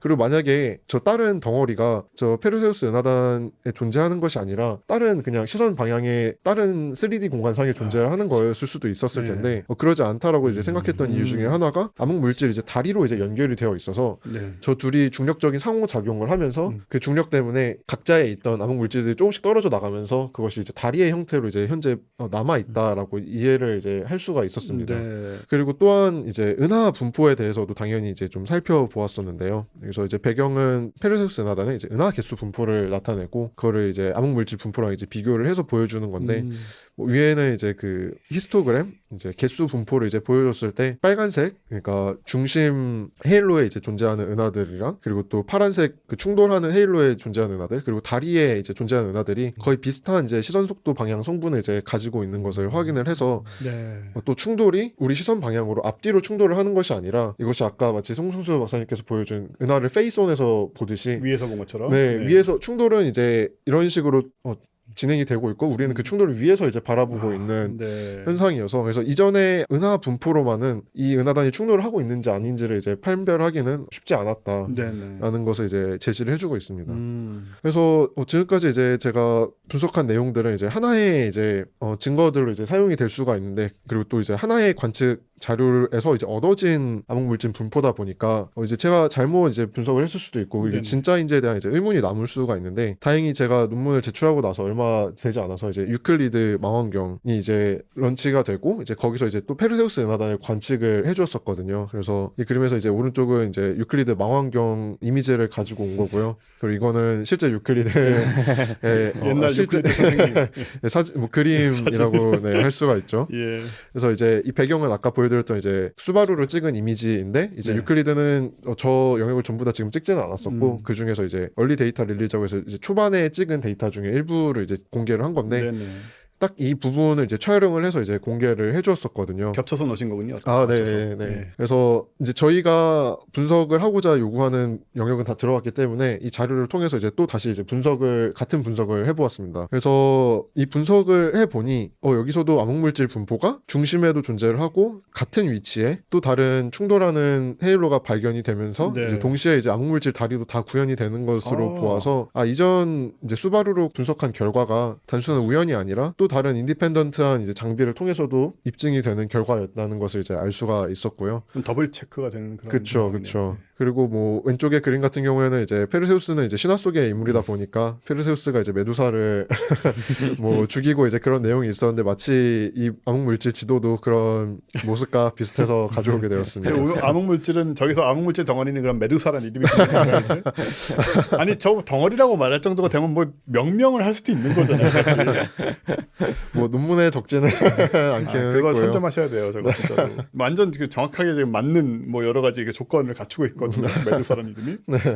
그리고 저 여당 같지는 말이지만 암흑물질이라는 개념을 우리가 그렇게 계속 얘기를 해도 여전히 좀 멀단 말이죠. 느낌이. 네. 과연 있나라는 분명히 있긴 한데 뭐 뭔지가 밝혀지지 않으니까. 근데 네. 저렇게 진짜 이제는 이름도 붙이고 특히 저렇게 뭐 어디선가 저렇게 거대한 그런 뭐 구조물이 됐던 뭐 덩어리가 발견이 되면 이름도 붙이고 하면 대중들도 훨씬 더 가깝게 느껴요. 아 진짜 있긴 있구나. 그래서 메두사 암흑물질 맞아. 그거 페르세우스 그 이름도 쉽게 연상이 되는 그런 식으로 김형한 곧 박사님 되실 연구원님이 미국 가셔서 이거 미셔가지고 이름 붙여버리세요 그냥 진짜로.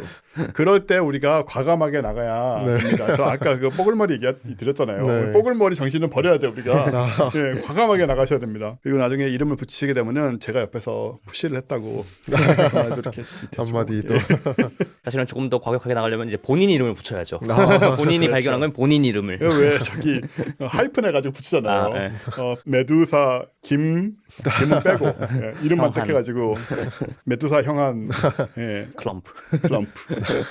너무 과감해서 고려만 해보겠습니다. 다 미국 애들 다 하던데요. 왜 우리는 못해요? 죄송합니다. 강요를 제가 드리는 것 같은데 여하튼 너무 그래서- 좋습니다. 지금까지는 이제 암흑 물질 분포에 대한 이제 또 다른 증거들을 제시를 했는데 같은 유클리드 관측으로 이제 또 다른 이제 분석 결과가 있습니다. 그것 중에 하나는 이제 은하단 내광이라고 전에 유재현 박사님께서도 와서 설명을 해주셨죠. 인트라 네네. 클러스터 라이트라고 네네. 은하에 속박되지 않고 대신에 이제 은하단에는 존재하는 또 다른 이제 다크매터의 이제 추적자라고 불릴 수 그렇죠. 있는 예. 그런 이제 성분들을 이제 분석한 연구가 있는데요. 그 연구에서 저 이제 배경에 보이는 마젠타색으로 이제 보이는 분홍색으로 보이는 저 분포가 은하단 내광이 어떻게 이제 존재하는지를 보여주고 있는데 이 늘어난 방향이 이제 또 똑같은 이제 그런 암흑물질 다리와 그리고 또 충돌하는 암흑물질 덩어리가 존재하는 방향으로 이제 이어져 있는 것을 네. 알 수가 있었고 은하당 내광뿐만이 아니라 저 별들이 뭉쳐져 있는 이제 성단들도 은하당 내광처럼 은하에 속박되어 있는 성단이 아니라 은하단에 이제 속박되어 있는 성단이라고 해서 이제 ICGC라고 이제 인트라 클러스터, 글로벌 클러스터라고 하는 것들이 있는데 그것들의 이제 분포도 지금 이런 주황색, 살구색 선으로 이제 나타나져 있는데 네. 같은 방향으로 이제 다 늘어져 있는 것으로 보아서 계속 추가적인 관측들이 이제 제시를 하는 게 이게 충돌이 지금도 있구나라는 것들을 암흑물질 이외에도 이제 독립적으로 이제 검증을 이제 할 수가 있었고요. 지금까지는 또 이제 가시광선 영역에서 얘기를 했었지만 또 다른 이제 관측으로 로파라는 이제 전파 관측 기기가 있는데 그 관측 기기에서 이제 발견한 것이 아까 중심의 미니 헤일로만 관측이 이번에 된 것이 아니라 네. 새로이 이제 자이언트 레디오 헤일로라고 해서 은하단의 좀 더 넓은 영역에까지 그런 입자들이 가속이 되어 있는 것들이 이제 발견이 되어 있는데 저것 또한 이제 은하단 충돌이 있어야지만 이제 생성이 된다라고 이해가 되어 있어서 네. 저 현상을 설명하기 위해서는 은하단 충돌이 있다라는 또 다른 이제 독립적인 증거를 이제 제시를 해주고 있긴 했었습니다. 뭐 이쯤 되면 빼박으로 보이는데요, 거의. 그죠? 네. 그러니까 또 논문도 실리기도 했겠지만요. 네, 다행히 이제 또 제가 논문을 내고 나서 추후에 이제 저런 증거들이 발견이 되어 있어서 저도 논문을 내고 나서 이게 진짜가 아니면 어쩌지라는 생각도 들 수 있었는데 좀 더 안심을 할 수 있는 계기였습니다. 네. 그래서 이런 관측들을 통해서 이제 저희가 이해할 수 있는 거는 은하단에 충돌이 있었다였었는데 근데 아까 말씀드린 것처럼 은하단에 충돌이 있어서 그래서 뭐라고 얘기를 할 수 있는데 그것들을 통해서 우리가 이해할 수 있는 건 입자 가속이 실제로 어떤 물리적 기작을 통해서 이루어지는지를 연구를 할 수가 있고요. 이제 그것들은 보통 이제 수치 실험들을 그러니까 시뮬레이션을 이제 결국에는 수행을 해서 얻어지는데 그것 중에 중요한 이제 이니셜 컨디션 초기 값 중에 하나가 이제 저 질량입니다. 충돌하는 충돌체들의 질량을 또 렌징 분석을 통해서 이제 알 수가 있는데 아까 보여드렸던 수바루 관측은 중심 부분만의 이제 영역을 관측을 했기 때문에 마치 사람의 몸무게를 재는데 발 사이즈만 가지고 전체 몸무게를 재는 효과거든요. 네. 그래서 저희가 필요한 건 이제 은하단 전체를 이제 포함하는 아우르는 영역의 관측을 이용을 해서 렌징 분석을 진행을 하고 이제 질량을 얻기 위해서 추가로 이제 SDSS 슬로우 디지털 스카이 서베이 이제 관측 자료를 이용을 해서 렌징 분석을 또 진행을 했고요. 그래서 수바루 자료와 그리고 SDSS 자료를 이제 합쳐서 오른쪽에 보이는 거는 밀도 프로파일 뭐 분포라고 이제 볼 수가 있는데 밀도 분포를 얻어내고 그거를 통해서 이제 질량을 측정을 하게 되었습니다. 처음에는 이제 우선 하나의 이제 덩어리라고 생각을 해서 네. 전체 질량을 렌징으로 측정을 해본 결과 6 곱하기 내지는 7 곱하기 10의 14승 정도라는 뭐 상상하기 힘든 숫자의 이제 질량이 나타나는데 이 결과가 기본적으로 이전에 X선을 이용해서 이제 추산한 결과와 이제 일치하는 것을 볼 수가 있었고요. 그렇네요. 크게 다르지 않네요. 네. 근데 다만 이제 우리가 이번에 새로 알게 된 사실은 이 은하단이 하나로 이루어진 게 아니라 두 개의 다크매터 덩어리로 이제 이루어져 있기 때문에 그런 두 개의 질량을 이제 각각 구하는 이제 방식을 이제 진행을 해서 과연 이 충돌이 질량의 비율이 얼마 정도일까를 이제 추산을 해보니까 결과적으로 이제 한 3대1 정도의 되게 큰 메이저 머저라는 것을 이제 알 수가 있었습니다. 네. 이러한 수치를 가지고 이제 시뮬레이션을 이제 진행을 하게 되었고요. 시뮬레이션을 진행한 걸 이제 영상을 보여드리게 되면은 오. 이것도 처음에 이제 암흑물질 분포가 이제 3대1 질량 비를 가진 것이 이제 충돌을 하다가 네. 이제 뒤에 배륜 모습을 이제 보여주게 되는데 충돌을 하면서 이런 소용돌이 치는 이런 X선 모양을 확인을 할 수가 있고 그래서 이것들을 좀 더 자세히 잘 보이게 후처리를 한 영상을 이제 보여드리게 되면은 이런 식으로 소용돌이 치는 모습을 볼 수가 있고 실제로 이거는 페르세우스 은하단에서 이제 관측이 되었던 것들을 재현을 해주기도 하고요. 그리고 여기서 이제 하얀색으로 보여주는 게 암흑물질 분포를 이제 보여주게 되는데 이번에 이제 렌징 분석을 통해서 얻어진 분포와 비슷하게 중심에 헤일로와 충돌하는 헤일로가 있고 그 사이에 이제 어떤 브릿지로 이제 이어져 있는 것을 수치 모사 실험을 통해서도 이제 얻을 수 있는 것을 알 수 있었습니다. 그래서 이거를 좀 요약한 이제 그림을 보여드리게 되면은 지금 이 시점이 아까 그런 관측된 시점이랑 이제 비슷하다는 순간으로 이제 판단되는 곳에서 멈춰놓은 내용인데요. 다시 말씀드리면은 그런 충돌을 통해서 얻어지는 X선의 그런 밝기 변화가 재현이 되어 있었고 그리고 정량적으로도 이러한 그 질량들이 분포가 실제 관측과 일치하는 모습을 이제 보여줌으로써 페르세우스 이제 은하단의 이제 충돌은 여전히 진행 중에 있고 그리고 지금 이 수치 실험은 엄청나게 정교하게 이제 파인 튜닝을 하진 않았지만 그럼에도 불구하고 이제 재현이 됨을 이제 알 수가 있었죠. 요약을 하자면은 이전에 페르세우스 은하단이 되게 수십 년 동안 안정된 은하단의 교과서로 이제 알려져 있었다면 네. 이번 분석을 통해서 실제로는 충돌 중이라는 것을 이제 얘기를 드리고 싶고요. 그래서 그것으로 이제 배울 수 있는 거는 앞으로 이제 우리가 페르세우스 은하단을 안정된 은하단이라고 가정을 하고 얻었던 입자 가속 메커니즘이 아닌 이제 좀 더 정확한 충돌 중이라는 상태를 고려해서 다시 이제 입자 가속의 메커니즘의 이해를 이제 증진시킬 것을 이제 기대를 하고 있습니다. 되게 굉장히 중요한 얘기인 것 같아요, 진짜로. 제가 듣기에도. 근데 일단 좀 포인트를 몇 개를 얘기를 제가 해보자면 말씀대로 옛날에 충돌했다가 지금은 안정된 게 아니고 지금 충돌을 하고 있다라는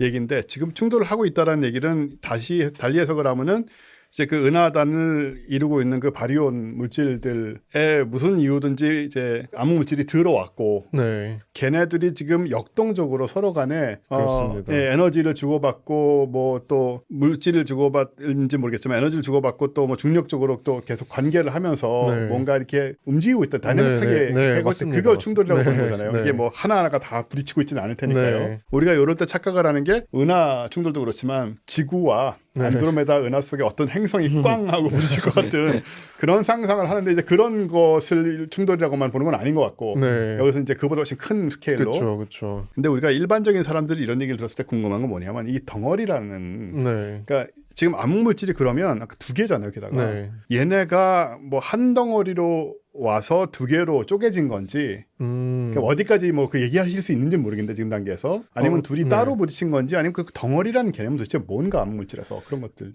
그 이제 한 덩어리에서 이제 쪼개지게 되려면 결국엔 암흑물질의 성질에 대해서 이야기를 해야 될 텐데 아까 오늘 홍수수 박사님께서 또 얘기를 해주셨지만 차가운 암흑물질이 있고 뭐 따뜻한 암흑물질, 뜨거운 암흑물질이 있는데 결국엔 속도를 얘기를 하게 되는 것이어서 만약에 우리 우주가 뜨거운 암흑물질로 이루어져 있었다면은 큰 덩어리에서 시작을 해서 이제 얘네들이 쪼개질 수가 있었겠지만 얘네들이 차가운 암흑 물질이란 성질을 가지고 있게 되면은 작은 덩어리들에서 이제 합쳐지는 과정이기 때문이기도 하고 그것을 떼어내려면 마치 찰흙을 어느 조물주가 이거를 붙잡고 떼어내듯이 그런 작업들이 필요한데 여기서 그런 일이 일어날 이유가 없었던 것이죠. 커다랗게 따로 존재하던 암흑물질 헤일로, 덩어리 그런 서로 따로 존재하던 애들이 아까 시뮬레이션 영상에서 보셨듯이 쓱 합쳐지면서 3대1 크기의 두 개가 합쳐지면서 어떤 브릿지도 만들어지고 하나의 덩어리인 줄 알았는데 그런 자세한 분석을 통해서 두 개의 덩어리가 있구나 그리고 그것들이 서로 연결되어 있구나 라는 걸 이제 발견한 거고 그러한 점에서 덩어리라는 표현을 쓰지 않았나. 덩어리라는 것이 그러니까 우리가 참 이것도 물리적으로 들어가기 시작하면 그럼 정말 덩어리란 있는가라는 질문까지 가게 되는데 그 뭐 대부분 우리가 덩어리라고 말하는 뭐 하나라고 이렇게 말한 것도 결국 뭐 전자기적으로 그냥 이렇게 구조를 형성하고 있는 것에 불과하고 우리가 크니까 그게 이렇게 붙어 있는 걸로 보이는 그런 거라고 해석을 했을 때는 뭐 덩어리란 개념이 좀 애매모호하긴 한데요. 덩어리라는 게 마치 예를 들어서 블랙홀은 덩어리인가? 말하다 보니까 정말 모든 것을 의심이 가는데 예를 들어서 별 그러니까 별이라고 하면은 우리가 확실히 뭔가 아무리 큰 별이라도 덩어리라는 이미지가 있지 않습니까? 확실히 외부하고 구별이 딱 돼 있고 그리고 중력적으로 굉장히 안정되게 뭉쳐서 구형을 유지를 하고 있다거나 그래서 덩어리라고 볼 수 있을 것 같은데 암흑물질도 그런 식으로 만들어질 수가 있는 건가요? 아니면 여기 그 경우에 그런 식의 또 생각을 해볼 수가 있는 건가요? 그런 식으로 만들어진다는 게 어떤 뜻일까요? 구형의 거대한 형체. 기본적으로는 이제 저희도 이제 구형이라고 아주 뭉뚱그려서 이제 가정을 하는데 이제 그 내부를 좀 더 뜯어다 보면은 얘네가 밀도가 일정한 구형의 형태를 가지고 있는 건 아니고 그 밀도가 중심에서부터 이제 바깥으로 가면 어느 정도 이제 변화하는 이제 형태를 가지고 있다라고 이해를 하고 있고요. 그래서 뭐 NFW 프로파일 혹은 나바로 프랭크 화이트라는 세 명이 이제 제시를 한 그런 모델이 있어서 이제 그거를 상정을 하고서는 이제 이번 연구도 진행을 하게 되긴 했었습니다. 네. 암흑 물질이 덩어리로 뭉쳐져 있는데 덩어리의 그 밀도 분포가 어떻게 되는지, 질량 분포가 어떻게 되는지를 수학적으로 모델링한 게 이제 말씀해 주셨던 뭐 NFW 그 프로파일, 그 밀도 프로파일을 가정을 하면은 네. 중심에서 암흑 물질이 많이 있고 바깥으로 갈수록 점점 더 적어지는. 그러니까 그거를 그림화하면은 덩어리 같이 뭔가 뭐 이런 게 만들어지겠죠. 네. 네. 근데 따지고 보면 별도 그렇지 않습니까? 그렇죠. 별도 나름의 밀도 프로파일이 있는 거고, 예. 질량 프로파일이 있는 거고. 그러니까 제가 이 얘기를 자꾸 드리는 이유가 뭐냐면 대부분의 연구자가 아닌 일반인들 저를 포함해서 뭐 정치자분들도 마찬가지일 것 같은데 지금까지 우리의 암흑 물질의 이미지는 뭐였냐면 입자였어요. 그냥 퍼져 있는. 예를 들어서 은하 주변에 뭐 헤일로를 형성하고 있다고 해도 그게 덩어리를 이루고 있다든가 이런 생각은 거의 해본 적이 없고 암흑 물질이 옛날에 뭐 윈프 뭐 이런 얘기도 나왔지만 어떤 암흑 물질의 그 정체가 되는 그 입자들이 매우 성기게 퍼져 있는 그러니까 우리가 예를 들어서 뭐 카이퍼 벨트 혹은 그 바깥에 소행성대 이런 걸 얘기하지만은 소행성들이 이렇게 막 사실 엄청나게 멀리 그냥 덤덤이 떨어져서 몇백만 킬로씩 떨어져 있는 그런 걸 이제 얘기하는 것처럼 네. 당연히 암흑 물질이란 것도 이렇게 가스처럼 퍼져 있는. 예, 가스처럼 퍼지는 거라고 대부분 생각하고 계십니다. 분명히 확실해요, 이거는. 근데 지금 말씀을 들 땐 계속 그 이미지가 아니었기 때문에 제가 그걸 한번 이 기회에 정리를 해보자는 거거든요. 사실 처음에 이제 소개할 때 우주 거대 구조가 어떻게 생성되는지에 대한 내용을 넣었다가 뺐었었는데 그 얘기를 했어요. 저희가 이해하고 있는 바로는 이제 그 CMB 우주 배경 복사에서 보이는 것처럼 우주가 초기 시점일 때 완전히 평평한 게 아니라 조금씩 밀도의 이제 차이들이 존재를 했었거든요. 네. 근데 밀도가 조금 모여 있는 곳이 우주가 진화를 하면서 점점 더 이제 그런 물질들이 많이 모이게 되고 그것들이 가속이 되면서 그러한 지점들의 이제 어떠한 거대 구조들이 이제 생성이 되게 되는데 그래서 처음에는 그런 구조들이 모여서 이제 월이라고 얘기하는 이제 벽 같은 것들이 생성이 돼서 네. 한번 이제 압축이 되고 그것들이 또 한 번 압축이 되면서 그런 필라멘트 구조들을 만들게 되게 되고요. 네. 그리고 그 교차점들 같은 지점에서 꼭지점이라고 해야 될까요? 그런 지점에서 이제 은하단이 이제 생성이 되게 되는데 네. 암흑물질은 다른 것과 상호작용을 하진 않지만 저희가 이해하는 건 중력적인 상호작용을 하기 때문에 밀도가 높다는 거는 그만큼 질량이 높다는 거고 네. 그만큼 이제 암흑물질도 더 많이 모이게 되는 거여서 사실 암흑물질이 입자로 존재하는지도 잘 모르기는 하지만 그런 암흑물질들이 더 많이 모여들게 되는 거죠.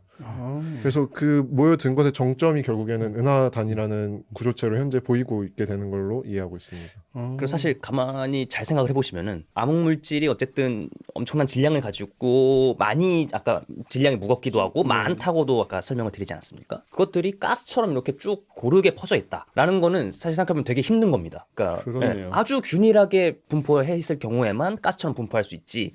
조금이라도 어디는 뭉쳐 있고 어디는 설겨져 있고 이런 상황이면은 뭉쳐져 있는 데는 질량이 조금 더 많이 있을 테니까 글로 계속 모일 수밖에 없는 겁니다. 중력이 작용을 할 테니까. 그래서 우주 초기 그 CMB에서 관측할 수 있는 우주 초기의 아주 작은 밀도 요동으로부터 어디는 조금 더 뭉쳐 있었고 어디는 조금 설기게 있었고 이러한 구조가 시간이 지남에 따라서 중력적으로 상호작용을 하기 때문에 어디는 계속 뭉치고 어디는 조금 더 계속 헐거워지고 있고 그렇게 이제 시간이 지남에 따라서 중력적으로 진화한 결과가 필라멘트고 그다음에 계속 모이는 지점이 이런 은하단 뭐 이렇게 되는 게 아닌가 이렇게 설명을 드릴 수 있을 것 같습니다. 오히려 가스처럼 균일하게 분포하고 있는 게 오히려 더 이상한 거다. 네. 그러니까 이게요. 과학자분들이 이걸 너무 쉽게 생각하시는데 일반인들은 우주에선 바리온이 아니면 뭔가 가스적일 거라고 생각하고 있어요. 이건 제가 그렇게 생각하기 때문에 분명할 겁니다.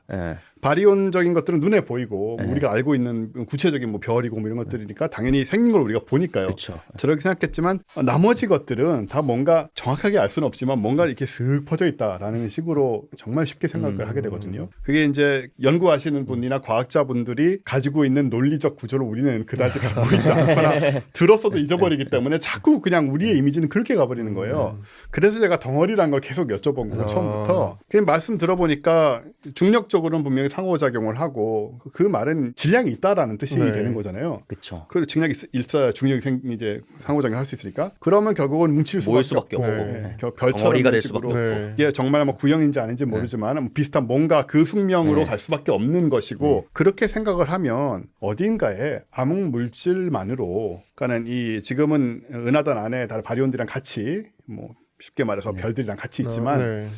암흑 물질만으로 형성된 거대한 구조가 있을 수도 있을까요? 근데 은하만 하는 그럴 수도 있다라고 뭐 얘기하는 논문도 있기도 하고요. 네. 네. 그래서 어떤 논문을 보면은 암흑 물질로만 뭉쳐진 별도 있을 수 있다. 뭐 이런 네. 이런 연구도 있는 거를 제가 어디서 본 것 같습니다. 그럼 암흑 물질이 만약에 그 별 형태가 정말 딱 되고 충분한 질량, 밀도를 갖게 되면 거기서도 에너지가 생겨날 수 있나요? 글쎄요, 우리가 일반적으로 이해하고 있는 뭐 별에서 중심부에서는 핵융합 이런 건 아니겠지만 제가 그때 어디서 읽은 바로는 암흑 물질도 이제 뭐 쌍소멸 같은 걸 하면서 거기서 뭔가 쌍소멸. 암흑 물질 입자들끼리 부딪히면서 소멸하면서 나오는 그런 에너지원이 암흑 물질의 중력과 뭔가 평형을 이루는 그런 암흑 물질 시스템을 별과 같은 시스템을 만들 수 있다라는 썰을 푼 그런 논문을 본 적이 또 있는 것 같습니다. 아직 말씀 들어보니까 제가 심지어 이걸 살짝 들은 기억이 나요. 아. 어리선가. 근데 그럼에도 불구하고 또 연결이 안 되는 거예요. 어딘가에 그런 암흑물질의 괴상한 형태가 있을 수 있지만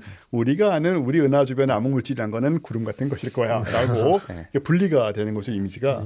일반인들이 겪는 게 이런 상황입니다. 아셔야 돼요. 왜냐하면 설명을 할 때 너무 당연하다고 생각을 하시기 때문에. 근데 이거는 두 분에게서만 일어나는 현상이 아니고 모든 과학자에게서 제가 14년 동안 뭐 옛날에 뭐 김상욱 교수님 나왔을 때도 그때 양자역학에 하셨거든요. 그때도 제가 계속 옆에서 그랬어요. 사실은 뒤에서 양자역학을 설명할 때 김상욱 교수님이 생각하는 대중의 그 문지방이라는 표현을 썼는데 대중의 이해 문지방이 이거라면 그거를 반의 반으로 깎아야 된다. 그렇게 설명을 해야 사람들이 알아들을 수 있지. 그나마 아니면 절대로 알아들을 수 없습니다. 그러니까 오해를 하게 된다. 사실 양자역학 뭐 김상욱 교수님 잘못은 아니지만 그 전부터 양자역학에 대한 오해가 얼마나 많습니까? 양자역학은 신비주의하고도 연결이 돼가지고 원하는 대로 다 이루어진다 뭐 이런 얘기가 나오잖아요. 전 아직도 저도 오해하고 있다고 생각합니다. 제 많은 스스로가. 사람들이, 아니 뭐, 예. 근데 우리의 오해는 상식선에서의 오해지 않습니까? 뭐 부족한 이해라고 할 수 있고. 근데 완전히 곡해하는 경우도 생기는데 진짜로 좀 심각했거든요. 요즘은 조금 덜한 느낌이 있는데 정말 특히나 그 원하는 대로 이루어진다라는 거. 왜냐하면 관찰자이기 때문에 우리가. 근데 랜덤으로 벌어지는 것을 관찰을 하는 과정에서 우리가 랜덤으로 이루어지는 현상을 보게 되는 것이지 내가 원하는 방향으로 입자를 보낼 수 있는 건 아니잖아요. 여기서 이제 벌써 곡해가 생겨나는 거니까 그걸 이용해가지고 이제 이거를 뭐 정말 이상한 그 철학도 아니고 처세도 아닌 그런 뭐 책으로 또 발견해서 뭐 어마어마한 베스트셀러가 된 적도 있고 극단적인 예입니다만은 뭐 이걸 가지고 그렇게 되지 않겠죠. 뭐 암흑물질이 그렇게 돈을 벌어주는 쪽은 아닌 것 같고. 근데 이제 제가 다시 한번 정리하고 싶었던 건 바로 그거였습니다. 우리의 그 이미지상의 느낌이 그런 게 있다라는 거고. 그럼 말씀대로 만약에 암흑물질이 뭉쳐가지고 별 형태를 이루거나 한다면 아마 이게 바리온이 아니니까 아마 핵융합 같은 건 안 되겠지만 그쵸.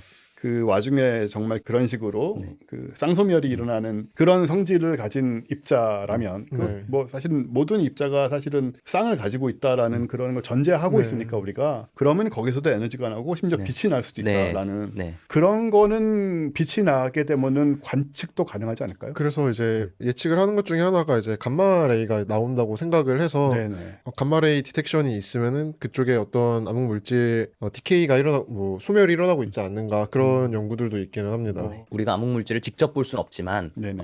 그런 식으로 암흑 물질이 서로 이제 충돌하면서 쌍소멸이 일어날 때 나오는 또한 입자들을 간접적으로 관측을 함으로써 네네. 암흑 물질의 존재를 우리가 간접적으로 트레이스를 할 수가 있다. 그러게요. 네. 그것도 하나의 가능성이네요, 분명히. 그리고 지금 아무튼 제가 은하단을 보면서 느낀 거는 그럼 이 은하단 안에 들어온 저 암흑물질 덩어리는 도대체 얼마나 큰 건가요? 대략적으로. 크기 그러니까 물리적인 뭔가 크기를 얘기를 하는 건가 아니면 뭐 질량을 뭐 다요. 뭐 질량 그러니까 지금 연구하시는 이제 네. 한계 내에서 추정을 할 수 있다면.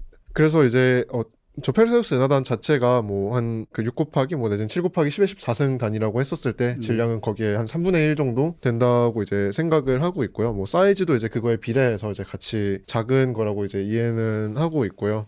근데 이거를 이게 사이즈가 너무 크다 보니까 현실 세계에서 어떻게 비교를 하는 게 와닿을지는 잘 그러니까요. 저 정도 크기면은 저게 은하 수준은 당연히 아닌 것이고 은하단 안에 들어와서 저렇게 휘집고 다닐 정도면 암흑 물질 덩어리 말씀이신 예, 거예요? 예. 그냥 그 은하단 크기인 거죠. 네, 또 다른 은하단급의 이제 큰 덩어리가 이제 같이 들어와서 합병을 하고 있는 과정이라고 이해를 하면 될 것 같습니다. 그러면 여기서 또 하나 제가 궁금한 거는 그 친구는 그 암흑물질 덩어리는 바리온들을 끌고 오지 않은 건가요? 따라온 끌고 건가요? 왔었을 텐데 그렇겠죠. 이 충돌이 저희가 이해하기로는 거의 한 50억 년 정도 이제 일어났다고 생각을 하다 보니까 그동안 계속 이제 정면 충돌을 한 게 아니라 비껴가는 충돌을 함으로써 계속 돌고 있었다고 이제 이해를 하고 있거든요. 네. 그 과정에서 이제 다 뜯겨서 잃어버리지 않았을까라고 생각을 하고 있습니다. 긴 세월 동안 충돌이 일어나면서 이것도 역시 암흑 물질로만 된 덩어리는 아니었을 것이고 네. 바리온과 같이 아마 은하단 형태로 왔든가 뭔가 그런 네. 걸로 왔겠지만 부딪히면서 바리온 즉 별 뭐 이런 것들은 다 뜯겨 나가가지고 그 은하단에 그냥 섞여 버렸고 네. 암흑 물질을 저렇게 따로 관측할 수 있는 네. 그 감지할 수 있는 그런 형태로 지금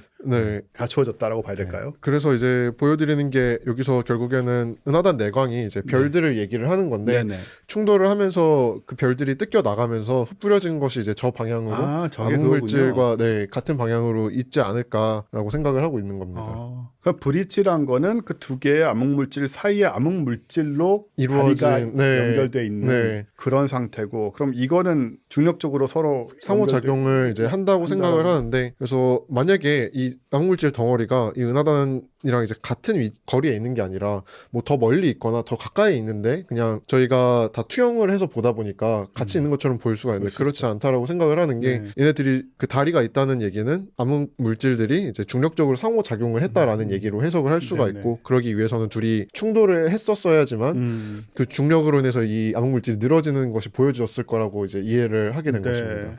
하나는 멀리 있고 하나는 가까이 있으면 그런 현상이 벌어지지 네, 않을까요? 네, 연결돼 다리가 있지 없이 네, 따로 보였어야 됐을 것 같은데 그러지 않았죠. 예, 저는 이게 너무 재미있거든요, 신선하고. 그래서 지금 저희 왜냐하면은 이 암흑물질, 암흑에너지 이런 거는 저희 방송에서도 긴 시간 동안 네. 매우 많은 분들이 관심을 갖게 되는 분야이고 사실 저희가 뭐 특히 천문학에서는 블랙홀이라든가 이런 것들 혹은 뭐 천문학적인 현상이기 때문에 역시 천문학이라고 말할 수 있을 것 같은 뭐 중력파라든가 뭐 이런 식의 상황들을 우리가 다 이제 뭐 중계하다시피 했었고 그런 거에 관심이 되게 많거든요. 근데 암흑물질과 암흑에너지에 대한 우리의 그 좌절이라고 한다면 도대체 그래서 뭐라는 거냐 이런저런 이유들로 이렇게 저렇게 존재한다는 증거는 있다고 하는데 뭐 암흑에너지는 여전히 아직도 좀 많이 미궁인 것 같고요. 암흑물질도 지금 저희 방송만 13년째 하고 있는데 그때와 지금 많이 발전을 했지만 분명히 발견하면은 노벨상감인데요.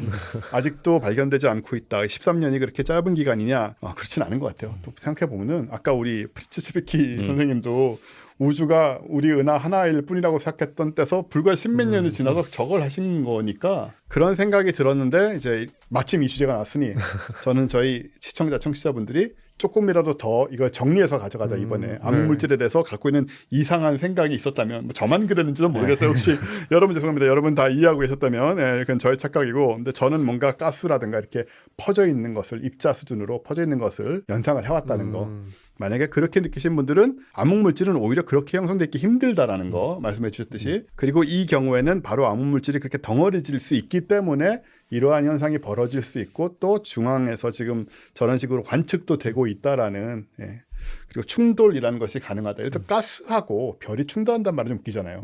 그렇죠? 가능하겠지만 이미지상으로는 가스가 이렇게 나타나면은 별에 흡수되거나 별을 지나쳐가는 것이지 충돌한다는 이미지는 솔직히 잘 안 생기거든요. 머릿속에서는. 예. 그러니까 우리가 충돌이라는 개념을 그냥 현실 세계에서 공하고 공하고 충돌한다 이런 개념으로 받아들이고 있어서지 사실은 구름 속을 비행기가 뚫고 지나간다 이것도 일종의 충돌이라고 볼 수 있는 거죠. 그렇긴 하죠. 그냥 가스를 별이 통과한다 뭐 이것도 일종의 충돌인 거고. 이 경우는 그 가스가 밀도가 매우 높은 케이스잖아요. 그래서 사실 가스도 이제 충돌을 한다라고 이제 여기서는 표현을 할 수가 있는 게 은하단별로 가스가 같은 가스를 가지고 있는 게 아니라 좀 밀도가 다른 마치 물과 기름이 섞이지 않는 것처럼 이런 식으로 이제 밀도가 다른 가스들이 충돌을 하게 되면은 그 사이에서도 이제 충돌이 일어나게 되고 그것들이 이제 섞이는 과정들이 일어나기는 합니다. 그렇겠죠. 여하튼 그 우리 일반인들이 가지고 있는 이미지들을 한번 정리를 해봤습니다. 그래서 저 스스로도 이 부분을 좀 다시 여쭤보고 머릿속에서 정리를 하고 싶었고요. 저는 그래서 기대가 되네요. 우리 김형한 연구원님이 이제 지금 여러분이 방송을 보실 때는 박사가 되실 거고요. 이변이 없는 한, 큰 이변이 없는 한 박사가 되셨을 거고 미국에 가시면 사실 지금까지 해오신 이 팀과 계속 연구를 하시게 되는 건가요? 아니면 뭐 새로운 연구를 또? 이제 계속 진행을 하던 연구도 있다 보니까 이제 마무리 지을 연구들은 또 마무리도 하고 이제 뭐 막 시작한 연구들은 또 시작도 할 수 말씀과 동시에 그쪽 팀에서도 이제 또 하려고 하는 일들이 있어서 아마 병행을 하게 되지 않을까 네. 기대를 하고 있습니다. 암흑물질 쪽으로 계속 하시는 건가요? 네, 그쪽에서도 이제 하게 되는 일이 결국에 이제 앞으로 가동될 베라 루빈 LSST 자료나 또 다른 이제 미국에서 이제 발사를 하려고 하는 로만 스페이스 텔레스코프이 있는데 이제 네. 그런 기기들을 이용을 해서 이제 암흑물질 분포나 이제 약 중력 렌즈 현상을 이용한 그런 우주론 개수들 측정을 이제 집중적으로 이제 연구를 할 계획이어서 앞으로 연관된 연구들을 이제 지속적으로 해나갈 예정입니다. 예, 저는 이제 저희 방송에 나오시는 과학자분들께 이런 말을 참 잘하는 편인데요. 이게 되게 노벨상에 유망한 주제 아니겠습니까? 저도 압니다. 모든 과학자가 노벨상을 받을 수 없고 저희 방송에 나온다고 해서 노벨상을 받을 수 있는 건 더더욱 아니지만 이 주제를 통해서 어쨌든 간에 2년 연속 네이처 아스트로노미에 논문을 내셨단 말이에요. 제1저자시고 이런 식으로 계속 가다 보면 암흑물질에 대한 좀 획기적인 그 본질과 실제 우리가 정말 아까 그 정리해 주신 그 궁금한 부분들의 핵심적인 부분들에 대해서 네. 큰 발견을 하실 수 있지 않을까요? 뭐 하셔야 마땅하지 않을까요? 그렇게 된다면은 뭐 기쁠 것 같고요. 근데 뭐 꼭 그렇지는 않다 하더라도 여러 가지 일들을 이제 이해해 나가는 재미가 있다 보니까 네. 뭐 그런 것을 꼭 연연해 할 것은 아니라고 생각은 합니다. 네. 제가 이렇게 말하지만 저같이 상욕심 없는 사람 없습니다.